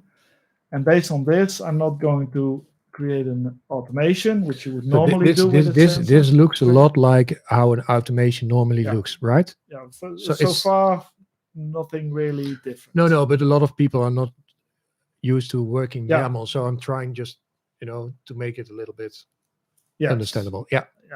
If you could even just make a dummy automation in the automation part, copy the code for the trigger, and then paste it in your YAML file. Do you have to warn your girlfriend that you are doing things now? No. He's thinking, this will just create a binary sensor, so that's nothing will happen to the actual switch. So now I'm going to create a binary sensor, and that one will have a name. So store state. This is the next one, the previous one, because it was completely wrong. And it will have a state. State here, that is where, we are talking about the template integrations. So we have to have this template somewhere. And here, basically, we are using a state trigger, and we want to store the last state of this particular switch. So we can use a trigger variable. This is a variable which will be the to state of that particular state trigger. So it will either be on or off. Mm-hmm. We are creating a binary sensor here, so it actually expects true or false. Okay. So we have to convert this to true or false. We could use is state here, but there's a nice filter which is called bool, which should convert it to True or false. True or false. Okay. On will be converted to true. Yeah. I mean, nobody is going to shoot you if there's if there's an error in this. So I'm saving it. Fine. I will reload template entities from here. And now we want to actually see if it works, but I can already tell you it will have not the state you might expect. Okay.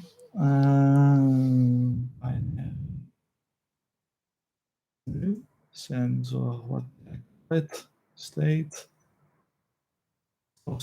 It is unknown. That is because it hasn't been triggered yet. Okay, yeah, that sounds logical. I just created it, but there was no trigger yet. Yeah. So it doesn't have a state. That makes sense. So if I now go to my dashboard again, suck-off cap. And my suck-off cap, it's in the kitchen. It's this one, but I don't think I can. Oh, I go over here, and I can turn it off. If I now go. That was the light only, or no. Oh, it's a dumb. So it's a dumb thing. It's just connected to a smart. Okay. But it has. I can see that the light is on based on the power usage. Okay, yeah, okay, that makes sense. So you turn it off and you turn it on again. I turn it on again because otherwise it would be. My girlfriend will have noticed this probably because the light was on. So it. What is this suck-off cap doing? And now you can see that the state is on. Yeah. Because it triggered the last time it triggered to the on state, and so there's a state on, and this will actually be restored when it reboots. Oh, okay, that's so quite cool. If you reboot the Home Assistant, it will take it from the database, and it will just last time it was on, so let's keep it on. So for the question of smart thinking, that the switches that not remembering, where is the question? Not remembering last status, want to remember last status, then for those switches, this could be a very good solution. Yeah, it's basically a one entity approach to otherwise creating an automation, which will basically have the same trigger, and then toggle an input boolean.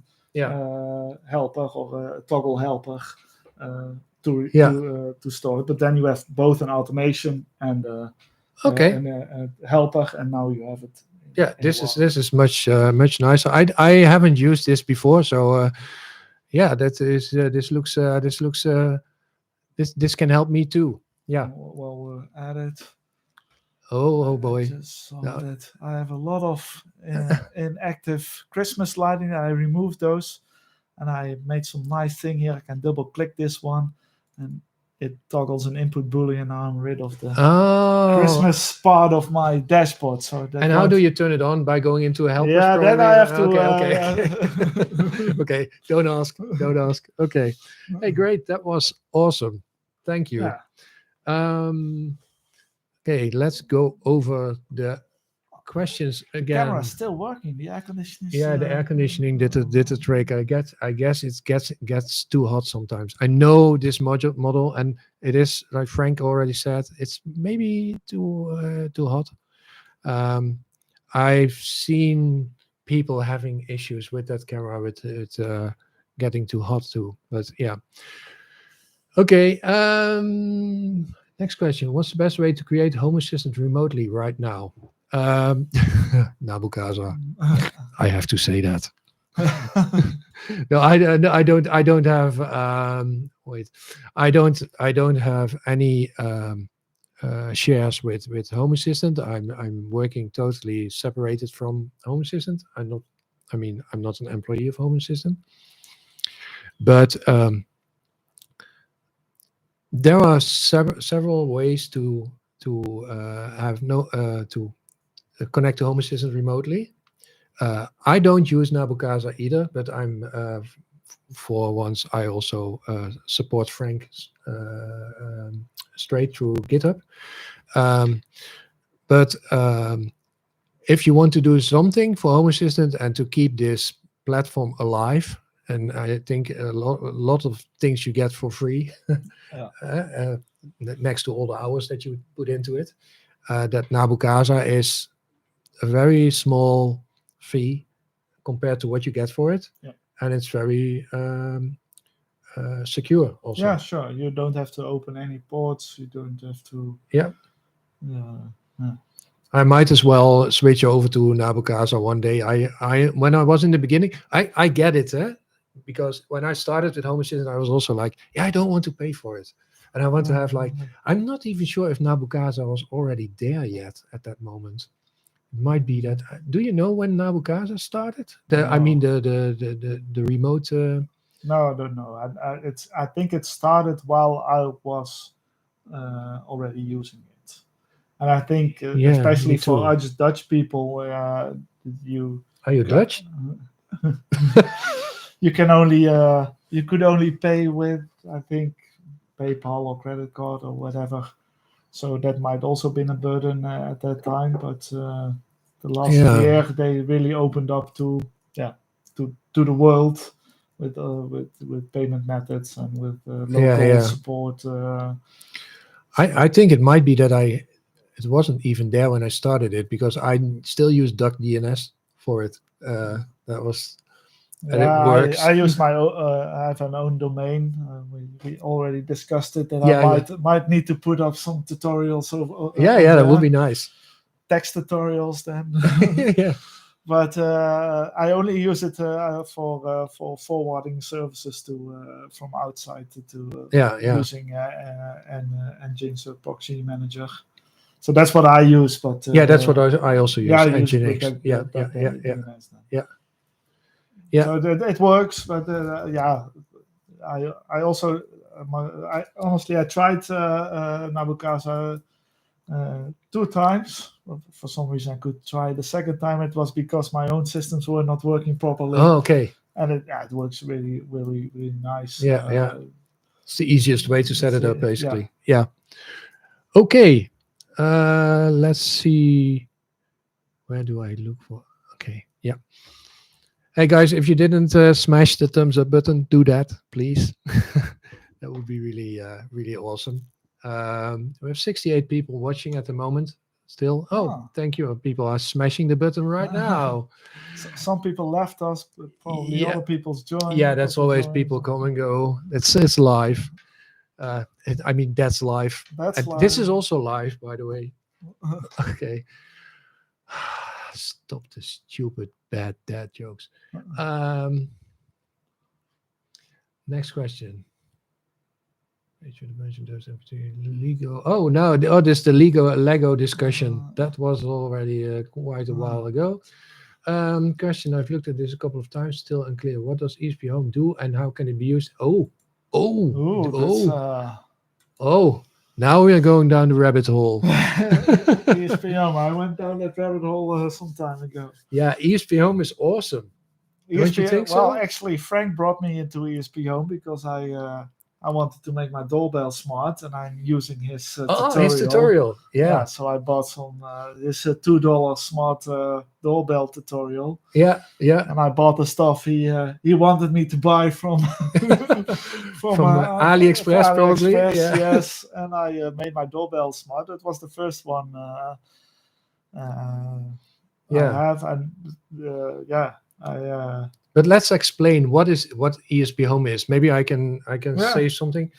So what ESP Home is that you can create your own do-it-yourself devices, do-it-yourself triggers, do-it-yourself devices triggers, and it is maybe I can show the screen of ESP Home.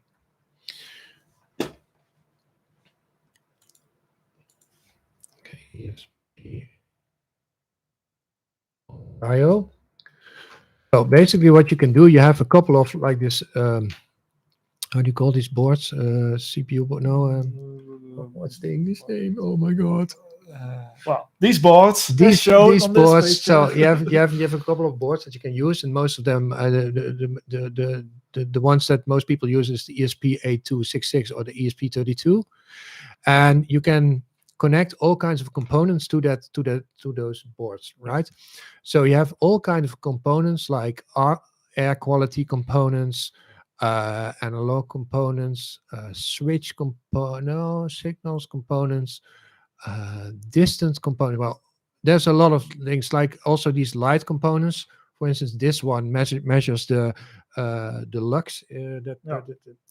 I actually have one here because I have these smart blinds, and they go automatically up and down based on the sun outside. So I built that myself with. So I used an ESP8266. So it's like a D1 Mini. And then you connect this thing to it. In this case, it's a light sensor. You connect this light sensor, and then you can use that in Home Assistant as a sensor. I'm trying to say this as simple as possible because there's more to it. There's of course more to it. And then you can create your own sensors for just a little bit of money, because these boards are really cheap. Yes. Yeah, they're really cheap. These sensors are also really cheap, and you can make a lot of dumb appliances in your house smart with it.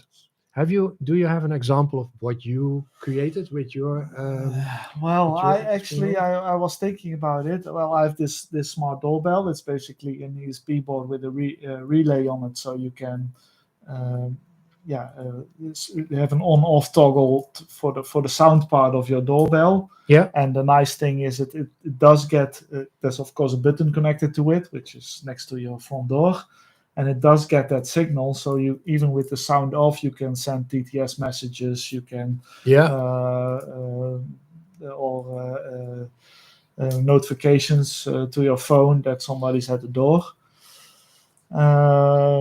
So basically, with this, what you build in ESP Home, the device that you built, or the sensor that you built, well, it's also triggering, right? The thing of you. Yeah, it's the ESP board with a relay on it,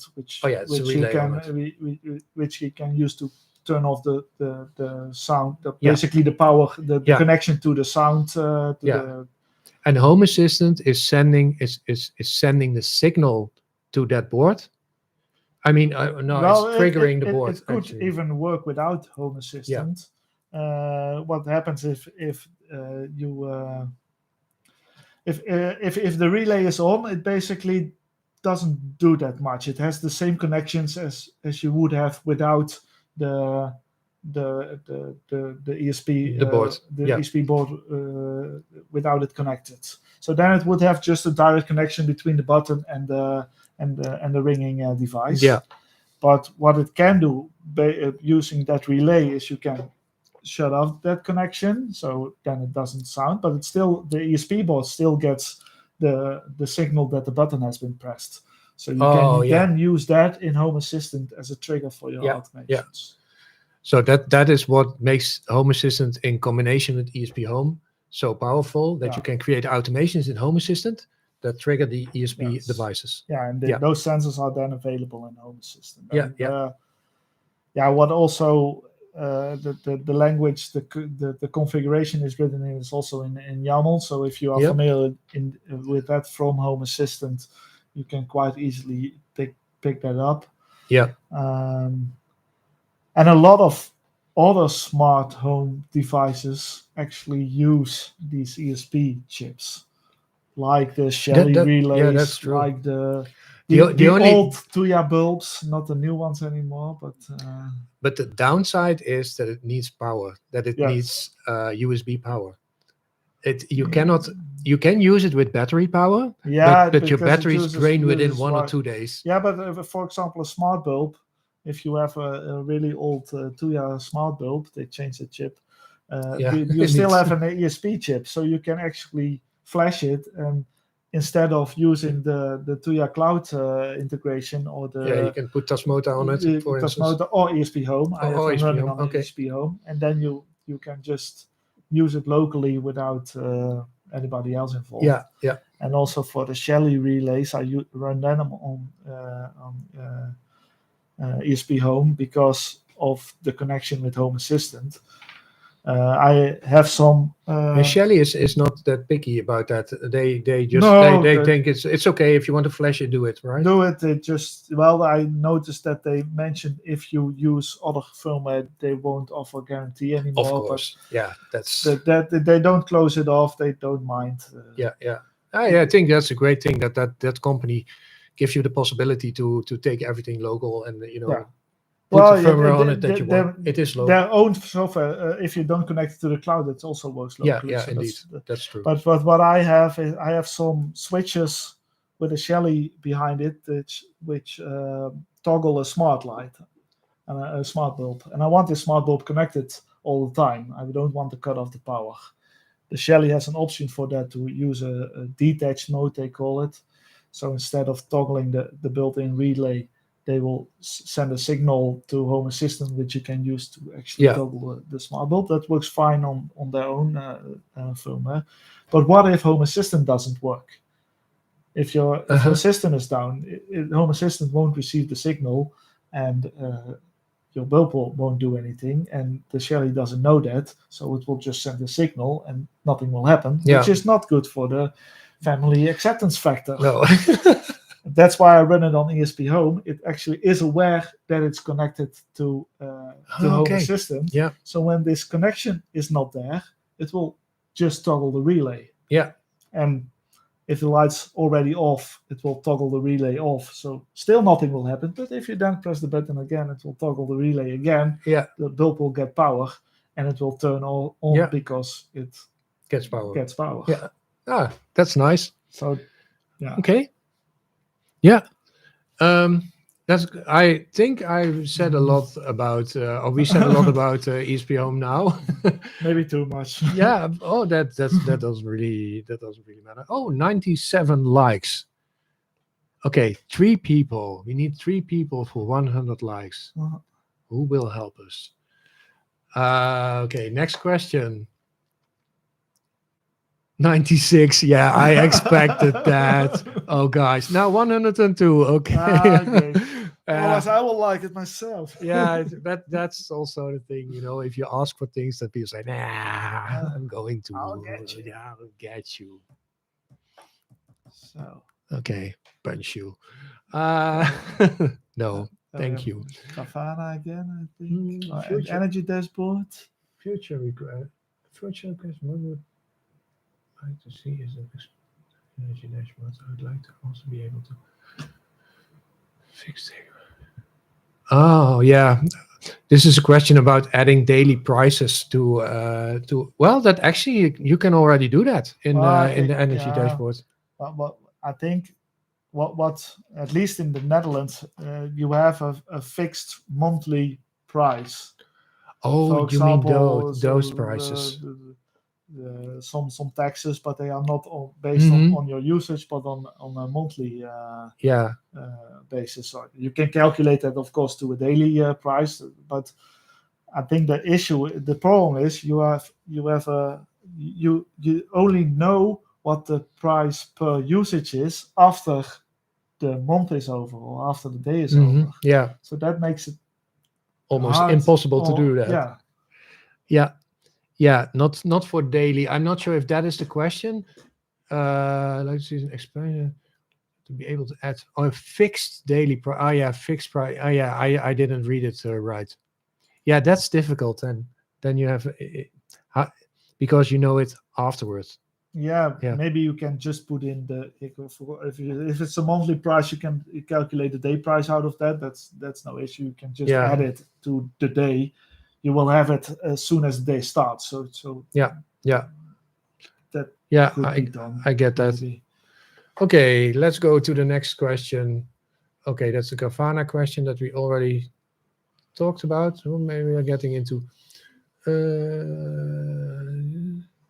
first way to create Home Assistant remotely. Second question.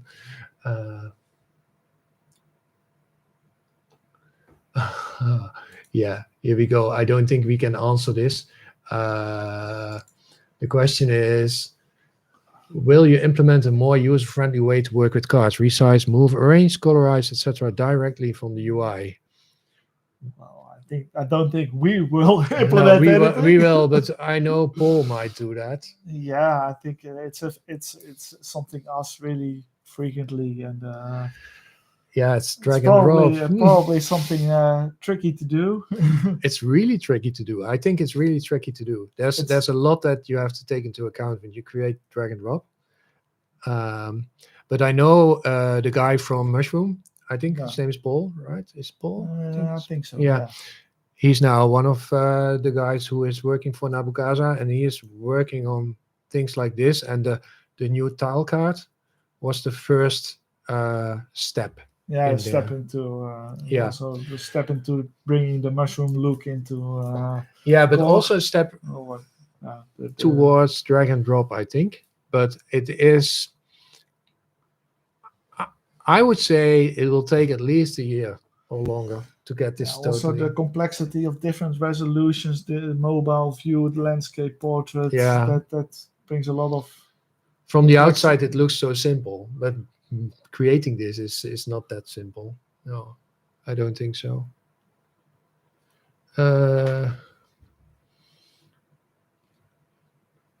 Want to ask more questions about that? Probably, but not ask those offline. Okay, no, don't know what. That's. I think there's a question. Just a TTS script. Yeah, but that is. Maybe, well, we lost it. We lost it. Oh, that was about the including that that question about including. Yeah.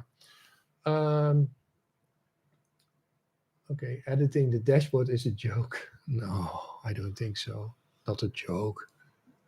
It might be annoying. That's you made a nice video about that. Yeah. It's like my weeks ago. latest video. Well, no, it's not my last video, but the one before that about how you can set it up. But oh yeah, that was, by the way, I got a lot of comments on that because I created that video that was about the layout card because it's from Hex. And I think it's really powerful to use that. Also because you can make everything really responsive if you want to. Yeah. Then you can create one dashboard that does it all, sort of. Yeah. Okay, there's also like edge cases, but you can do a lot with that. And then there were people, yeah, but you do have like the horizontal cards, yeah, the horizontal stack card, the vertical stack card, and the grid card. So you can do it with that too. And I do not totally agree that you can do the same. You might be able to do the same, but it's so much more work to set it up. Yeah, I also use the layout card. Yeah, that's this Thomas Loven. He's a genius. Yeah, so many really very valuable integrations. On the front end part. Yeah. So don't be afraid to use the layout card. Oh, the chat! I see the chat going on the right side. Yeah, we are scrolled. Thank you, Soon World. Still, I think in the 1/3 of the chat now. If I look at the half, maybe half. Yeah, let's see how far we. Well, we are really. Well, we are able to do a lot of questions here, so that's nice. Do you want a cookie, by the way? No, it's fine. No, I want a cookie. They always say if you go to abroad with these cookies, this is a small version of it. This is totally information that you're not waiting for. But they sell the Dutch people say to people abroad, these are called stroopwafels, and it's stroopwafels. Stroopwafels. But it's a stroopwafel. Anyway, if you want to translate it, maybe a syrup waffle, but oh yeah, syrup waffle. So But how do I talk? Okay, That's why I didn't want to cook Oh, okay, yeah, I get it. it. You have to let me answer a question, then you can eat the scoop of it. I'm stupid. Okay. Okay. No, but it should be different to average user. Okay. Smart Home Junkie, I wanted to thank you for your add-on Arduino NFC radio video. Oh, okay. Yeah, That's great. also Great something work. I have in my, but mine doesn't work very well. Still have to look into that, but I use it for my kids so they can play a song on a random song. Oh, so yeah, they can yeah. tag a card Yeah. and a random song plays Yeah. on my Yeah. my Google Home. Just talk. Take a cookie. Yeah, so but for some reason it doesn't always. Maybe some soldering isn't completely well or something like that. But I'm not a very good solderer myself. Yeah, go on. So that's something I still have to look into it. But I don't use it that much anymore. Maybe because it doesn't work most of the time. So Oh, yeah. it's Well, a vicious circle. I built indeed the same. And the thing is that Andrea Dono is at this moment developing a new version that works on batteries. Ah, And he has some pretty because it's ESP Home, and okay. it's still working on batteries. And the way he does it, I'm not going to reveal that because I'm not sure if he's into that. But it's quite clever.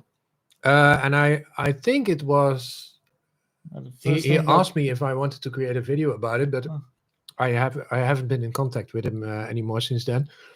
But I think it was his idea to get it out somewhere at the end of 2022. And then you can just buy it. Yeah. You don't have to solve it Yeah, yourself. I also bought the kit, but I think maybe something in transport or Oh, something. okay.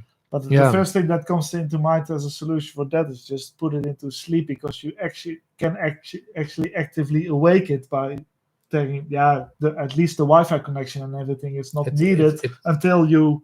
It works sort of like that. There's a switch in there.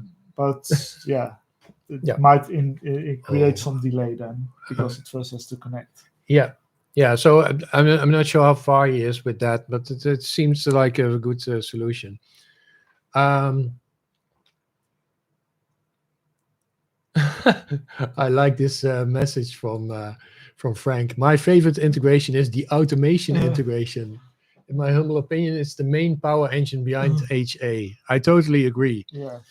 What I personally feel is that if you have, when people start with a smart home, okay, let's make it a question. How did you start with your smart home? What was your first smart thing that you bought? Well, I started, I guess, when the Google Home was introduced in the US, which I imported. I don't know, maybe a little bit earlier. But I had these 432 megahertz. I think they are internationally sold as Trust. The click on, Trust, click out. click on, click out. Yeah. Those things which only have one direction communication. Mm-hmm. So I had those in domotics at that time. That's what I started. But that was your first thing. So I automated lights and So you didn't have U before, or you really started with just click on, click out, and then dumb bulbs that you clicked. Yes. Yeah. Okay. Yeah.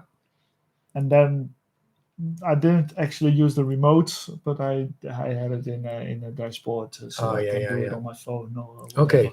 Yeah, because a lot of people start with that. That's the thing, eh? A lot of people start with, I think, with lighting. Yeah. Because that's and then a lot of people start with Philips Hue or IKEA or these simple brands that you can buy everywhere.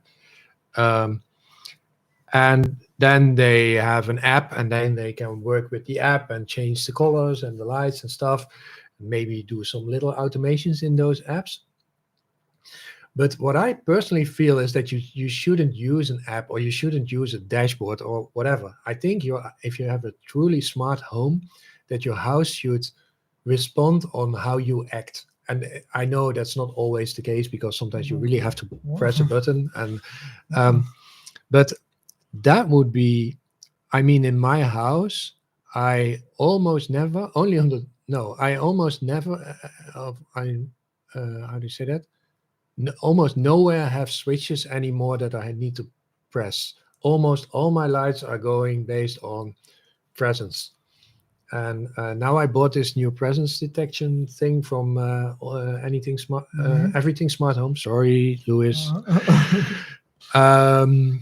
Which is totally awesome because it's not only detecting motion through a PIR, but also using wave. Yes, wave. Wave, and that works so good. Yesterday I was sitting on the couch in my living room, and I fell. I was sort of falling asleep in the couch, and just my lights stayed on because I was barely moving, and that was I think. Yeah, that's I have wave sensors in my home, but they are in my Google Nest Hub. It uses this for sleep sensing. So to know if I'm asleep or not. It also uses wave. Yeah. It would be nice if those could be exposed. Yeah, and that you know when your neighbors are going to sleep. Okay, but it doesn't use Bluetooth. So no. I know. I was just joking. They also use Bluetooth. Thank you, Soon World. It would also be nice if that would be available, because then you would have room detection based on the Bluetooth in your Google Home. Yeah, I still want these these sensors below my mattresses to sense if I'm in my bed, because then I know if me and my girlfriend are both in bed, and everything can shut off in my house. And that's something that I still want to build. It's also with ESP Home, I think, that you can build that. I think it's just some pressure sensors, basically tinfoil. I've seen mat. It. I also seen solutions with pressure sensors under the bed itself. Oh yeah, okay. You mean the poles where the bed is standing on? How do you call that? I was having the same issue. Yeah, we sometimes we miss this English vocabulary. Word, the English word. Okay. So my house could be a lot smarter. I actually only have one door sensor, one motion sensor. My door sensor is on the staircase. It turns on the light when you open the door. Okay. And my motion sensor is on the bathroom, because I got complaints that I always left the light on. Oh. Yeah, you're a guy. So now it turns off automatically.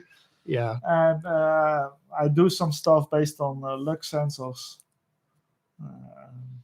So in the living room, my lights turns on. But you also have younger kids. That might also make complicate it a little bit to automate more unpredictable. Yeah, definitely. I have a big cat. That's also a problem sometimes with motion sensors.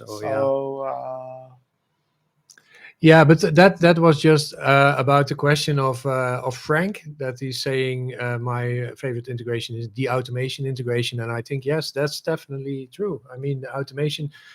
I'm not sure how many automations do you? May I look how many automations you have? You may. Yeah. You can count them with a template. Oh yeah. Well, I didn't want to go there. I can just show mine. No, you can go to settings automations. It's fine. So I have quite some automations. You also have quite some disabled ones. I have quite some disabled ones, and you know why? Because they were all for my tutorials. Okay. I'm testing things, and I'm doing this actually on my live environment testing, because I really want it to work. So this is where's yours? Yeah. Your interface is a little bit. It's still zoomed in a bit, but I have a counter for it somewhere. I don't know where I have it. I think I have it somewhere. So I have some naming convention here, because the general ones are all starting with 00, and then I have this is the F on floor, so it's the ground floor, and then it has the last character is for which room it is. Okay, that's also interesting how you do that. And I have test. Oh. I'm not sure what that is. but if you would if want you, to count them, we could still. oh yeah, that's nice. First time I'm logged in here, so it has the default template. So you go state nation. Everybody still there? If you didn't give this video a thumbs up, do that. Thank So you. this should say 99. 99. Almost the same amount as likes we have. Well, I should create one more. okay. You said something, and I thought, oh, I want to ask you about that. But oh yeah, no, I find it interesting how you have your automations numbered, or well, how you categorize them, because I also that's also a big question in Home Assistant. When can we add categorizations to automations? You can already filter. Eh? You can already by filter. Area, by device. So if you filled in all the areas, which I didn't, but you, then that helps a lot. For automations, they don't. I think they are automatically added to areas now as well, based on the entities used. So I'm not completely sure. Let's see one of the last ones that I create. Oh yeah, this one's probably I added the area myself. Did you, by the way, know that you can change the icons of the automations? Yeah, that's quite new. Yeah, you can do it just for if people want to know how to do that. If you go to the automation and you click on the three dots and you go to information and you go to settings, then you can change the icon over here. Yeah, it's a GUI only function. I think you can't. There's no icon key in the I think so. itself, Yeah, so you have to do it in the GUI. I remind that something like that was told. Yeah. And the thing how I do it is that I always start with the functionality of the automation. So see, I have like, energy saving tips. So these were like these disabled things for one of my videos. So I start with, this is helper related and this is light related. And so I do other things. And I haven't changed all the icons yet. No, if I change one, then I do the icon too, because that's way too much work. This one is actually also nice. Mailbox mailerized. So that's just when I have this door sensor in my mail. In my mailbox. So when somebody opens the mailbox, then I get a message on my. People also, I think, use vibration sensors. Yeah, I want to change it with a vibration sensor, because because the fact that the door sensor is there, it takes up space, and some packages do not fit in the vibration sensor is a bit less bulky. Well, you can put it only on the, how do you call it, the clap? The flap. The flap of the bow. Yeah. Well, anyways, that helps a lot. Actually, I want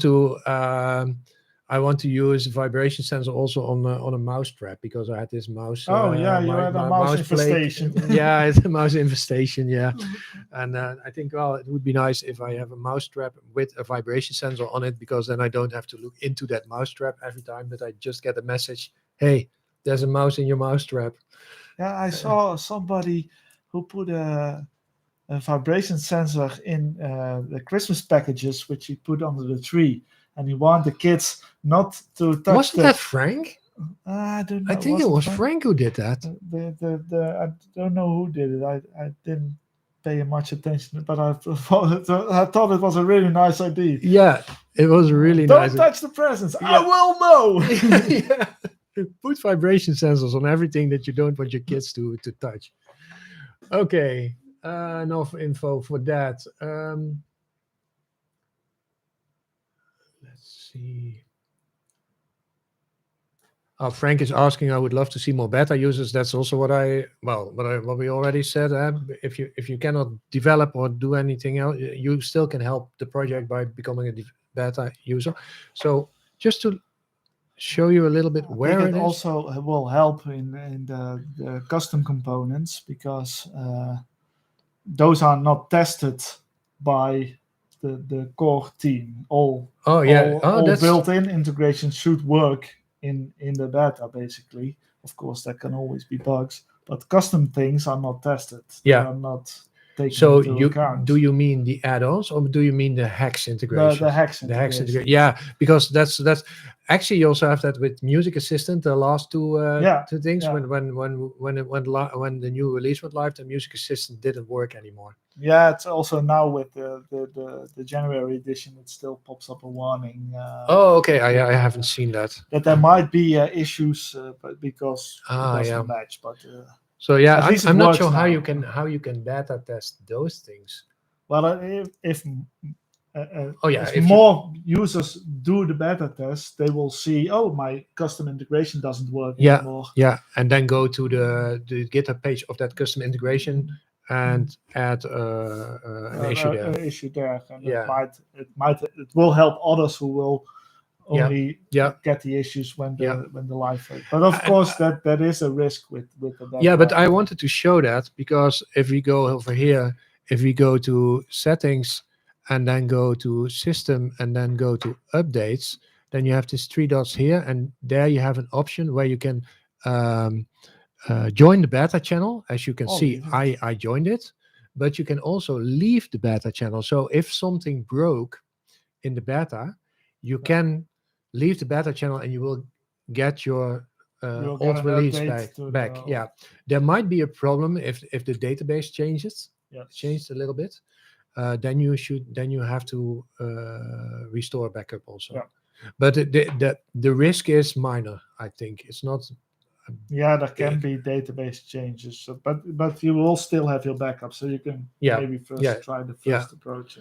I just wanted to point that out, that there is a possibility to also, if you join the beta channel, you can also leave the beta channel. So that's what I wanted to say. Okay, now. But I think Frank asks you to mention it again just before the beta starts. Or not? Oh yeah, that might also be good. Okay, let's see. I like the energy dashboard. Not sure if it's an integration, but I go. Oh, this is about the integrations question that somebody asked. This question is keep popping up using a Bluetooth USB connected to HA. Yeah, we already answered that one.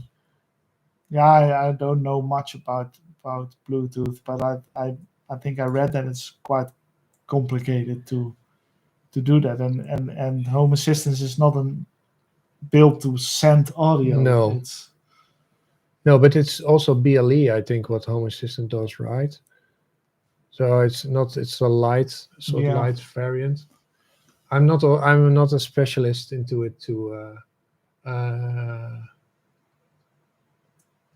okay, yeah, this is okay. Back to the beta question. If you're running the beta version on your production system, how often does your house stop working? It's never the whole house.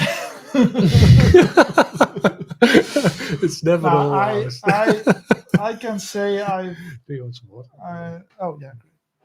I joined, I think, the beta channel first when the energy dashboard was introduced, because I was really excited about that, and it was something I really kind of missed in Home Assistant. Yeah, that was a big update. So I joined it then. I never left it. I always installed the B0 release version when it comes out on my production system. And I think the only big issue I had was the month after the energy dashboard was released, when there were some issues with the database in the first beta release. Yeah, which were resolved quite soon. So yeah, but it really depends on the integrations you use. Maybe I've been lucky. That's true. Yeah, but and also if you use a lot of hex integrations, that might also have impact there, because they're not so they are not tested before the beta goes live. Well, not so much tested, I think. And next to the beta, you also have the daily builds, the nightly builds. I did use the nightly builds quite some time on my testing environment, so that every day you get the Yeah. latest Latest things. But that there is a risk there. That yeah, breaks sure. sometimes things. But I think Frank pointed out it a couple of times on the Discord that is actually also quite stable. But yeah, it involves more risk than beta and Yeah. even more risk than stable, of course. Yeah. But to be honest, my house never went down because of a beta. The only thing that I had was that my music assistant didn't work anymore. But luckily, I had that other integration, the mini media player that I also created a video about. If you didn't see it, check it. It's about playing radio and Spotify. You can use it with a free Spotify account also. So I don't use Music Assistant that much anymore since I use that integration. Um, so that was the only thing for me. Okay, next question. My favorite is Google. Okay.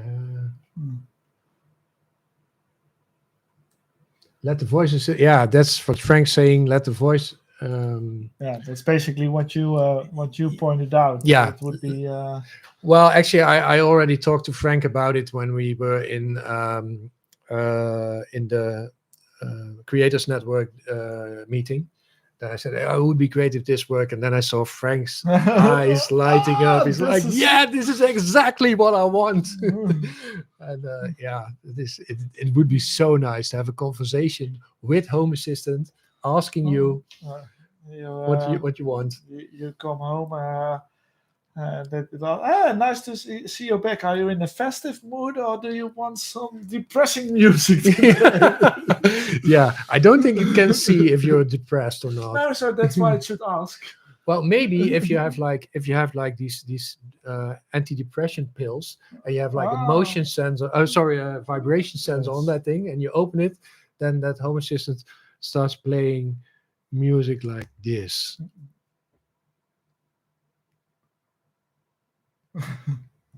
Okay. Anyways, maybe you can see from the speed you drove. If you use the speed limits, you're probably fine. But if you drive way too fast, you're either in a hurry or not feeling well. I can imagine that if you come home and the Home Assistant sees that you come home, and then I actually told this in one of my the latest video about the new Home Assistant release also, that Home Assistant asks, oh, Ed, nice that you're back. Would you like some coffee? And then say, yeah, I would like that. And then the coffee machine starts running. It's a little bit difficult because there's also a market that has to be placed under the coffee machine. But some things you have to prepare in advance. Yeah, yeah. But okay, that would be great. Or maybe you have a super fancy coffee machine with this, these paper cups that comes out of it automatically. I don't know.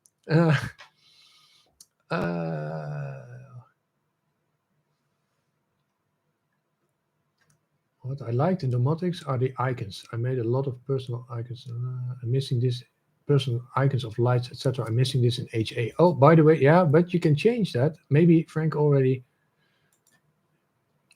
answered that. So what I like in domotics that are the icons. I can make a lot of personal icons of lights, etc. I'm missing this in HA. What you can do now is, at least when you use Mushroom, you can also choose to instead of an icon, use your own image. So I can show that. Yes. So if you have a dashboard somewhere, let's see. Yeah, I don't want to. Let's go to test. Okay, now people are wondering, how do you do this? Watch my kiosk video. So at a dashboard, let's add just blah blah. Custom icons. Save. So what I can do here, and this is really testing. I never did this before, so let's see what happens. So I can add a mushroom. Not sure if it's entity card of mushroom does that too. No. Or is it the tile card even that can do that already? No. Or it's the No, mushroom it should- template cards?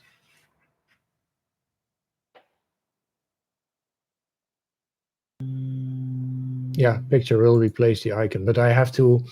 So you link to a picture. Yeah, you have to put in a link to the picture. So the picture you put in your www folder, probably on the Home Assistant server, and then you can link to /local/ Oh, maybe I can just do this because I know. Okay, yeah, we will just do that. Give me a second. I'll go out of here. Where is my Studio Code server? Just find the picture. I think it's just called add, so that's easy. So I have this www folder in. Oh, it's really small, right? Oh. I have this www folder in my Home Assistant server below the config folder, and there I have some images here, and I have like add.jpg. So when I go back to test dashboards, all the way right, custom icons, and I'm going to add a card template. And I can say I want to see an entity here. That's the entity. And you see that it now shows the home icon, MDI home, because that's the default. That's the default for this card. And now I can change it in the place where my own picture is. So I can. It's just an example, so it might make no sense. So I go to /local. And that is actually a little bit weird because, well, you might find it weird because all the images are stored in the www folder. But if you want to use that, if you want to point to files in the www folder, then you have to do it like this. Go to /local and then /add.jpg. Well, let's see if this works. Yay, it works. So it shows a different. As it is a template card, you can probably also toggle it based on the state. Yeah, you can do a lot with template cards. You never used it, or yeah, sure. Because you can do. Of course. Okay, sorry. But I didn't use pictures. I use a lot of mushroom. Let's see if the tile card also can do that. There's show entity picture. What is that? Yeah, but then you have to define an entity picture. Oh yeah, Actually, person entities have an entity picture. But not everything has an entity picture, right? No. Yet. Okay, so this is a sort of how you can do that.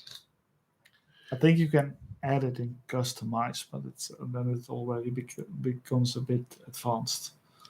Yeah. So you can, if you have a light, because I can imagine that if you have a light and you want to have custom pictures there, custom icons there, then you want to use either a light card, so you have the toggle and the sliders and stuff.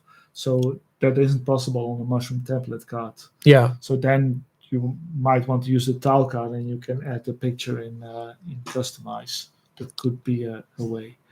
Yeah, I think you can also, if you there's I think it's called Font Awesome. That's Font Awesome. Yeah.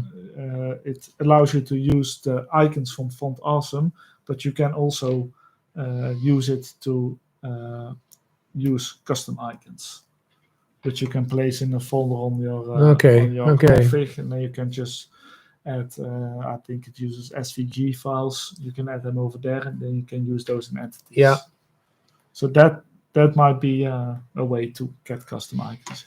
Okay. Besides using the mushroom template card. I'm going to see if there's more questions.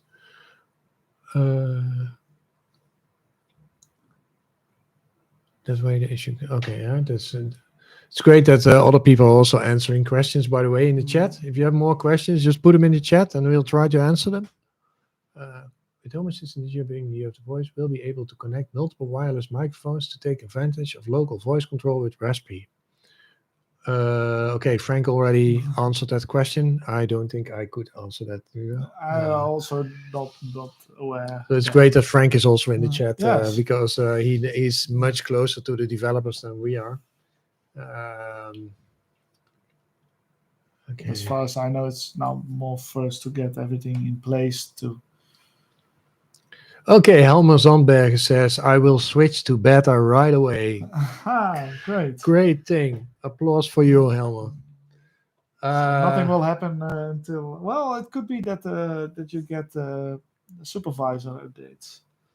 Okay, They yeah. also you also get beta supervisor and maybe OS if you use HA. Oh yeah. You get that, but I didn't get that since the last release, so probably he won't get it now. HA, no. I think there's no beta for HAOS currently. Okay. Yes, we can hear you. Yes, we have a black screen. There's a black screen. That was like an hour ago. Probably also some messages about that. A mouse attack, somebody mentioned. Mouse attack.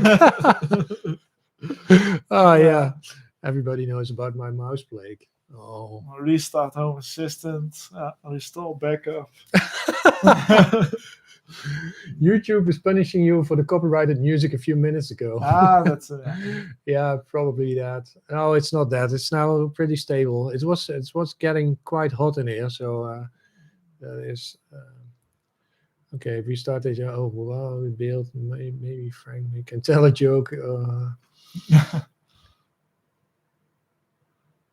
Is it possible to start a Google routine from Home Assistant with a new Google Assistant SDK?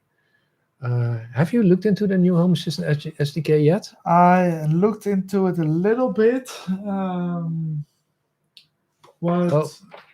This was not what I wanted. I didn't try that. It might even work, I think. But the thing is, it depends on your routine probably. You can send a command to Google Assistant using the new integration. You can also use it to broadcast messages to your devices. Maybe I'm not sure. Oh, sorry. Yeah, that's just. So you can send a command to Google Assistant. And well, like I said, I didn't try it. I just tried turning on a light, which worked. So it has some delay, but it works.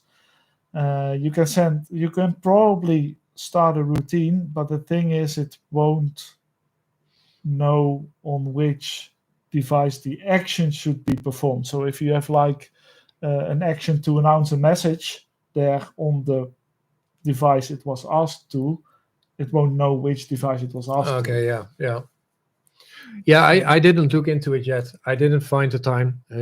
What I also tried is to set alarms and timers, but also that is not working. So you cannot, but that's a limitation on Google's side. Also, if you use your phone and you use Google Assistant on your phone, you can't ask turn on an alarm at 6:30 in the bedroom. It doesn't work like that. It will turn on it will set an alarm on your phone. Oh yeah, sure, yeah. So the SDK integration has the same limitation. You can't turn on an alarm on a device on which you don't ask the question. I get it. Okay, so we cannot really give a clear answer on that. Just try it. Just try it and let us know. I don't know. It's like there's so many things to explore in Home Assistant, and also every month, with the new releases and stuff. So that is sometimes challenging to keep up with all the new things. I will definitely look into that, and I a lot of people asked me already to create a tutorial about it. So, but I need to create time for it. Just to give you an idea, every video of about 10 minutes cost me at least 24 hours to build. So it's a lot of work. Okay. Almost at the end. Well, I'm not sure. It was ChatGPT. Shit about the guys.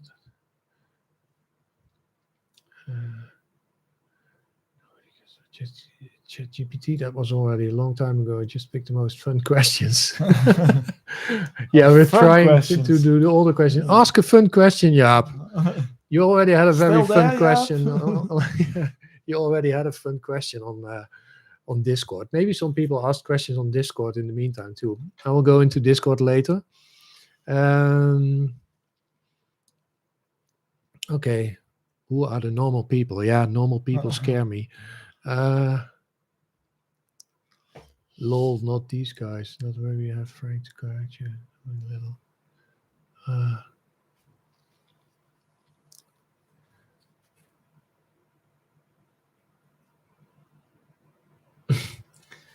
These questions were asked a long while ago during this stream already. Make sure not to open your secrets.yaml accidentally. I already saw that one. Or people are not asking questions anymore because we are so far behind on the questions. They're like, yeah, they're never going to answer my question. So bye-bye. We're almost there. I think we are on 80% of the chat now. So. Yeah, it looks like that, right? But this is still about the Zoom part. Yeah. Control scroll, control, oh my god. It's not how the grid structure, it's not a freestyle dashboard.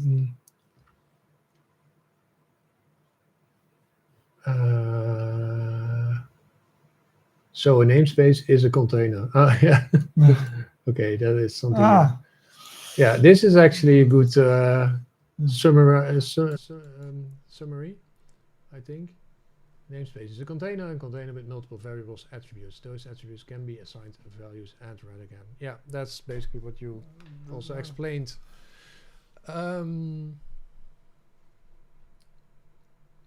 CMOS overheating. Yeah, that was the question. Oh man. I still see things coming in on the chat. Yeah. So maybe I have to refresh the chat on the screen later. We are on and then 10% again. Frank Nijhoff, you are our hero. Yeah, that is true. My beer is getting warm. No, I think we miss a lot of questions. Yeah. Refresh this. Maybe the blue arrow will do that. Oh yeah, probably. How do you have? Shall we go all the way down? That is also not.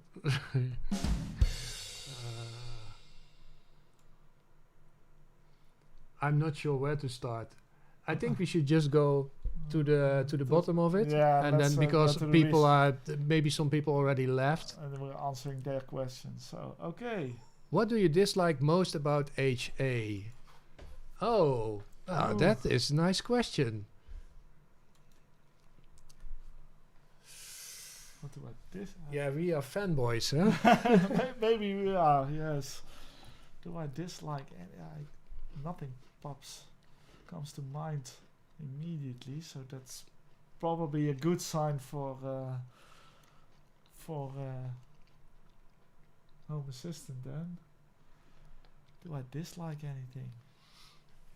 What I currently dislike, but it is not really about HA, but it is more about Zigbee to MQTT, is that if there's an update of Zigbee to MQTT, I always have to reboot my whole host to make it work again after that. But that might also be my configuration, and it's not really HA. Yeah. So, what? This is a tough question, Jaap. I see him asking another one. Maybe you can answer that one. Huh? He also asked who should be invited next to as an AMA guest. Well, I will ask you guys to answer that question from Jaap, because it's actually about who you want to see in the end. So, there's a lot of questions. Jaap is spamming the chat. Jaap is one of my, really somebody who I communicate a lot with on Discord. Can you say something about the visitor integration of the rear link doorbell? because there's a visitor integration that won't works good. Oh, is that true? Emmanuel, this question, can you say something about the visitor integration of the rear link doorbell?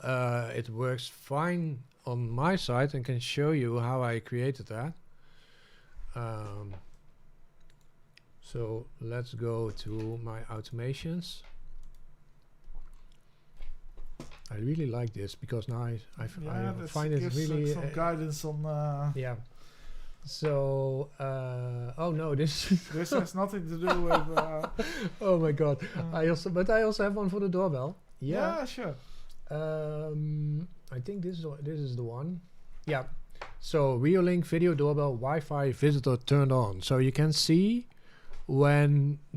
So this is obviously the doorbell integration. And I can see when I can see a lot of things here actually, and one of them is rear link video for doorbell Wi-Fi visitor turned on. This is a hex integration. Yeah, this is a hex integration. The new rear link integration that is there since this version of Home Assistant only supports the viewing of the cameras. It doesn't support the doorbell or any binary sensors, I think. So that's just the first step. It will, all these things will go into the official integration, but it's not that's not there yet. So I use this one to use it, and if somebody is at the door, I get a message. So what I do here is I check if somebody pressed the doorbell, and then I set the volume of my Nest Mini in the office. Here I set the volume to 50%, and then I'm playing some media, which is my doorbell ding dong.mp3. Sounds reasonable. Yeah, it works. Shall I run it? Let's see. Oh, yeah, it works. Not sure if you guys could hear it, but with the announce sound of the Google. Yeah, that's something that you cannot turn off. I don't think you can turn it off. Maybe it's something you can do in YAML. I think you can by keeping it awake. So you have to play a silent MP3 I'm not going to every do 2 that. minutes or something like that. And I send a message to my phone. There's somebody at the front door. Doorbell rings, and I also send an image of a snapshot of the person at my which door. will be an empty. Yeah, and this password is no longer valid. So you guys, this is not working anymore. So which will be an empty? Yeah, there's nobody at the front door now. Oh no, That's at the moment, no, no. not now. But if there's Because somebody, you triggered it manually. yeah, indeed, that's definitely true. Well, maybe there is somebody. But Even kijken. Jaap asks a question. If Nabokaza would offer you a job, would you take it, and what would you? Oh. If Nabokaza would offer you a job, would you take it, and what would you like to work on?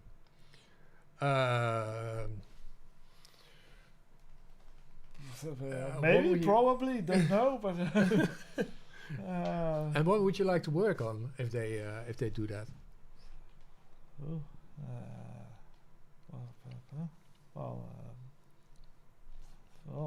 It's a tough one. Maybe I have to give it some thought. Okay. I'll put on the cricket sound. Oh yeah.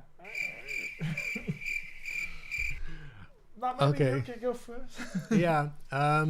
I don't think I would take it, to be honest, because I really like to be a freelancer. I do this. I have my own company for 17 years already, doing different things in that. And now I'm working full time on the Home Assistant, creating tutorials for you guys, which is kind of exciting, and because I totally depend on gifts and sponsoring, and so that is it feels sometimes a little bit difficult to do that. To be honest, this already costs me a lot of saving money, but I really like to do this. So I hope to get enough sponsors so that I can keep doing this. That was the advertisement part of this video.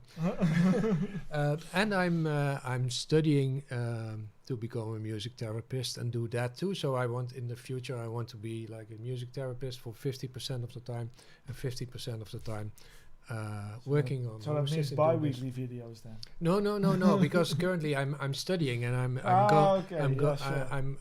doing an internship 2 days a week in a mental hospital where people are coming who are in acute distress. They're like 80% of them are suicidal, so it's really heavy work, but it's so rewarding doing that work. I can imagine. And I have to go 1 day a week to school. So I'm already 3 days in the week working for that. Okay. And the other 4 days I'm working on Home Assistant. So actually I'm on Saturday and Sunday I'm also working for Home Assistant to do this. So it's a lot of work, but it's really rewarding. Also rewarding. Yeah. So I think I won't take the job and I would like to do it like this. Or it should be possible to do it maybe part-time. But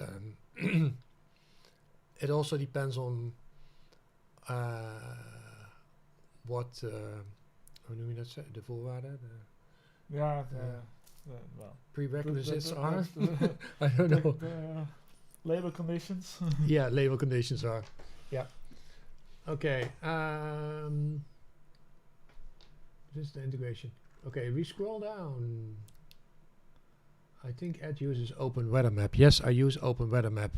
What's the best weather integration for HA you both use? I use Open Weather Map, indeed.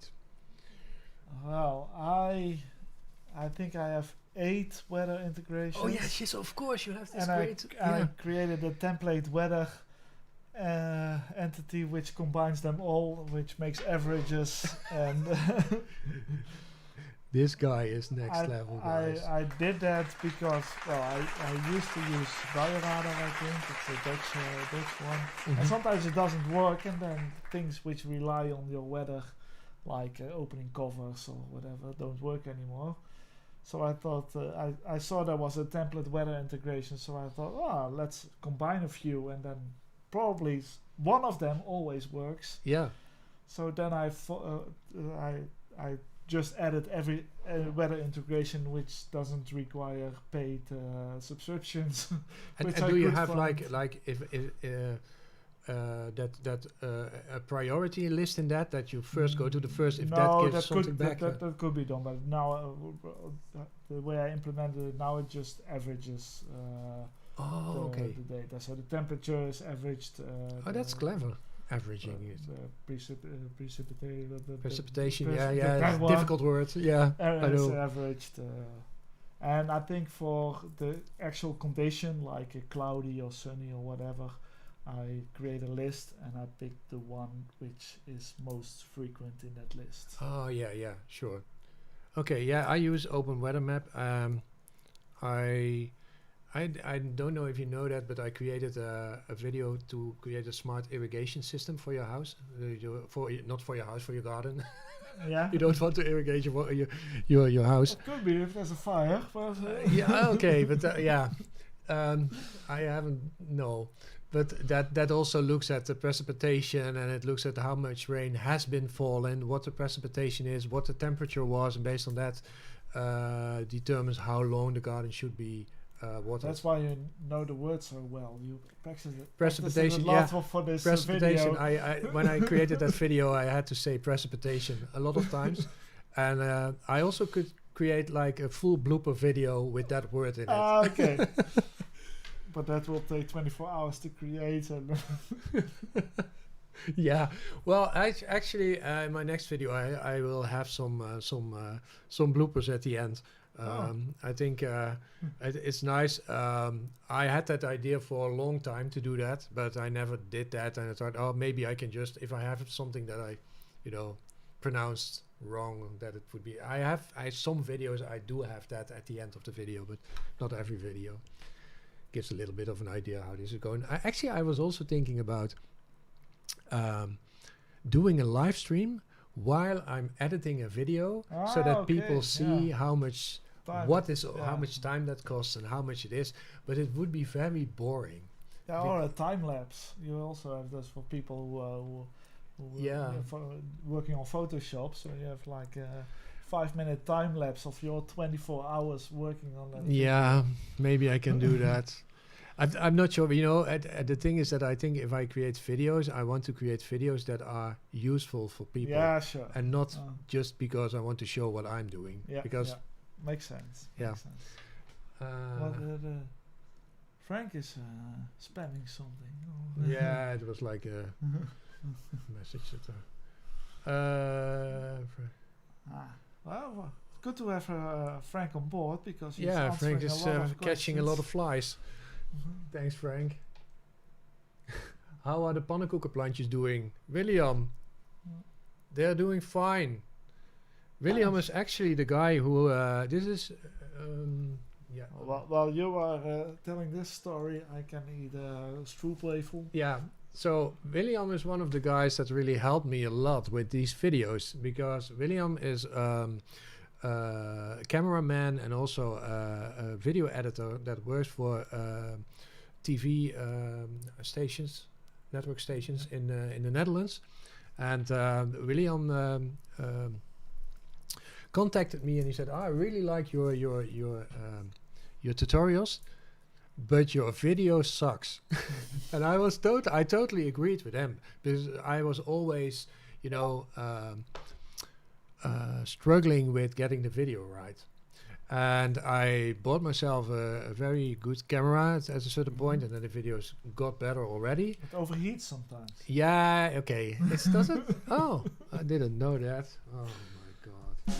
Anyways, and then he said, yeah, but you can do a lot with lighting. And I was like, yeah, I'm really interested in how that works, but I don't know how. And then he said, oh, I'll just come by and I will bring all my lighting. And then he visited me, and he left all his lighting stuff here.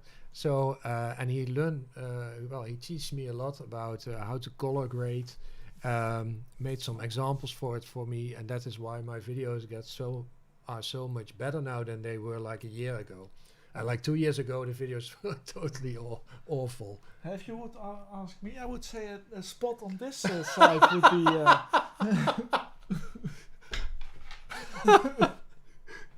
Oh my god. Okay, I already told this story before, and I told Martijn that really upset. Well, I think you need another spot on that side. So yeah. Okay. Oh. If you would ask me, I wouldn't know anything. The video is. We're frozen now. We still have video. But yeah. Frozen. We have frozen.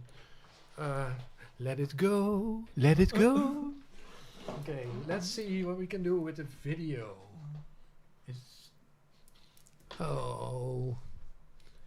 Yeah. Here we go again. Now it worked for quite a long time. If it's frozen, maybe it's too cold now.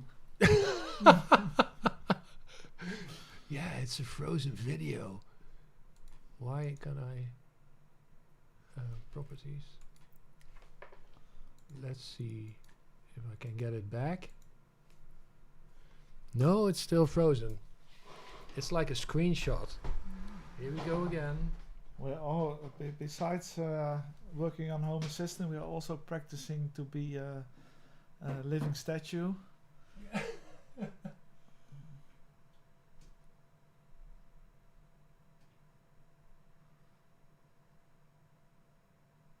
hope it will get back. Yes, this at least changed the image to... Tap the mouse a little bit. Maybe I have to do this again. Switch it back and forth.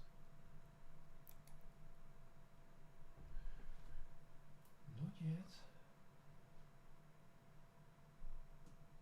Maybe you can sing a song in I don't think...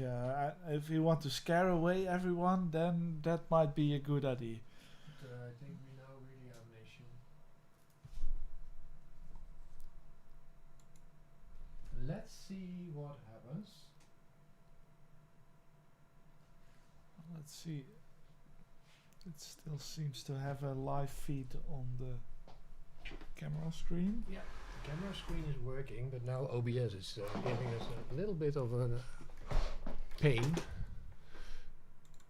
But we will see what we can do. It's a little bit awkward. That is. No. I'm afraid that the video is now really not working anymore. We can still talk. We should talk. We can probably show stuff on. Yeah, we can show stuff. I can wait. I'll just change it to the screen of. Okay, and I'll just try to. No. Okay, this is sad. This is sad. Let's see if we can do again. You guys were just discussing how good the video was. Yeah, we shouldn't have said anything about it. That's yeah, it wasn't all about the camera. It was mostly about the light, though. Yeah. Yeah, that's. Oh, okay. I'm going back to this view.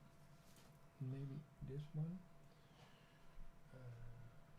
It's not that. It doesn't feel really hot. Oh, it does feel hot.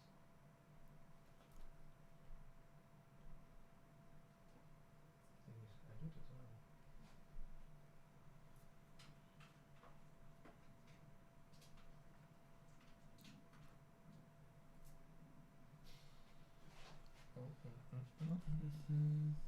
Okay, we have to talk. Oh, yeah, otherwise people, yeah. So we have to. Maybe we can show something in the meantime, and then we will go back. I will turn off the camera for a minute, and then wait a minute. Just see what it does if I go back and forth. No, okay. So what we are going to do is we are going to show things. You will see the Home Assistant screen without the video, unfortunately, for a while. I'm going to turn off my camera. I'm not sure what's going on.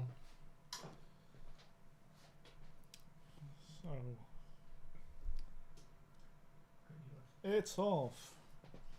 Yeah. Let's see. It's off. We're just going through the questions and then answer it without video for a moment, and then we'll see what comes out of it. Sorry about this. So can I unpin this? Yeah. Okay, let's go down to the questions. At least people could see your pannenkoekenplant. Next guest will be Mighty Frank. Yeah, that would be nice if that's possible. Frank is not really living close by to me.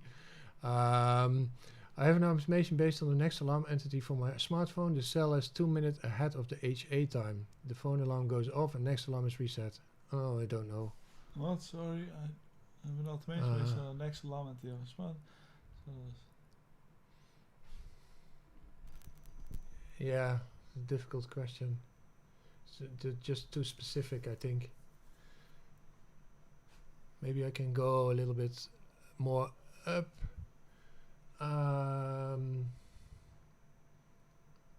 Bought an ESP Muse Lux. I don't know what that is. I also don't know what an ESP Muse Lux then we is. cannot answer that. Nice icon picture. It's frozen. It means the camera got really cold. It frozen means the camera got really cold. Yeah, that's actually. Yeah. Oh, you said no. You said the same thing. I said the same thing, but maybe I don't know. Maybe Frank was. This is also a good question here. At least now we can eat the stroopwafels without anyone seeing it. Yeah, that's true. This is a good question. How do I add Real-Link Doorbell to HomeKit? You don't. It doesn't support HomeKit. So yeah, it's that's a pity. not sure why my video is frozen. I think I might be able to get it up and running again, but it might also be that I have to reboot OBS, and that would mean that the stream ends. So that would be a Last resort. pity. But we are also already 3 hours on live, so it might also be an idea to end it if we cannot get the video online again. It's really We're already down to 40 people. Now they can't see us anymore. I see. yeah, that's probably that's the other thing that you get then at that moment. Let's see. Do we have other questions here? I will try to get the camera back on. In maybe I should just focus on that first. Maybe you can look into the questions and I can look into the camera. Is that an idea? Make sure that people can hear you through the microphone. I will just make it a little bit bigger again because my eyes are probably now it's really big, by the way. But now at least I can read anything.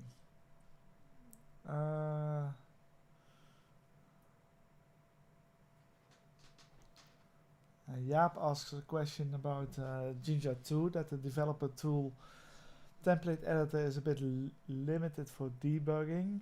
If you click on the three dots next to his question, then it's almost disappearing. It disappeared again. Replace pinned message so people see what question you want. Yep. So, okay, this question, Jaap is trying to Jinja 2, but he says the developer tool is a bit limited.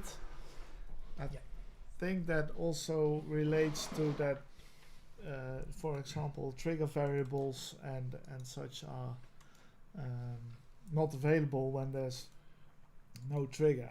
So you can do anything with the live data of your system, with the states of your entities, devices, areas, but not with a trigger. So that there you, what my workaround there is to actually copy the trigger data from, for example, your automation. And if you are creating, like we just did, trigger-based template sensor, you can create an automation with the same trigger and use the trigger data from there. But you have to build the data add the data to you use.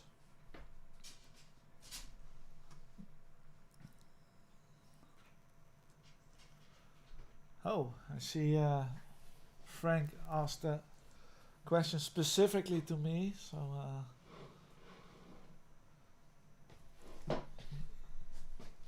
he's asking to YAML or not to YAML, or maybe Node-RED.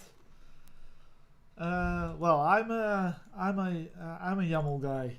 I create all my automations, the templates, even my dashboard in YAML.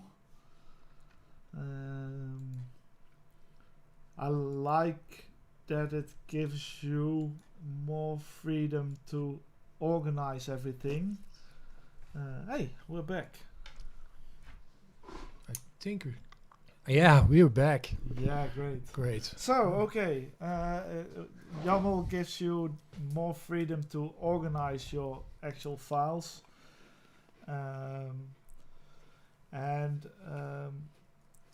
especially for the dashboard, it's fine if you use the user interface only, but if you also want to change the YAML of your dashboard, I really dislike the alphabetical sorting of the keys, which makes for me the card configuration rather unreadable.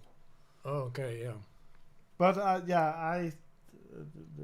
there have been great steps have been taken in the user interface, especially for automations, for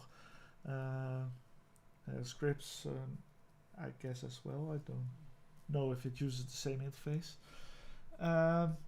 but also there, because I use templates a lot, that is something they are really messed up if you save them in the user interface. So also there I prefer my code being untouched. Okay, yeah. Okay. So that's my I see that Ed is vision. using the user interface, at least for automations. I use the user interface a lot, but to be honest, what I most of the time do is I create the user an automation. I start with the user interface to create like my first trigger, my first action. That's, let's say, the base. The base is set up with in the automation, and then I go into YAML, and then I go into copy and paste things and change that, and adjust. And it's just faster for me. So yeah. Okay, I'm glad that we are having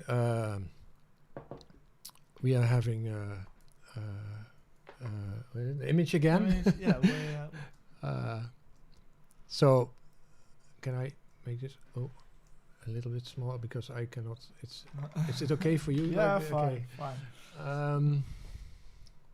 Okay, people are still asking, answering questions, helping other people for incorrect time. Yeah. So that's great to hear, because I don't really know the answer to that.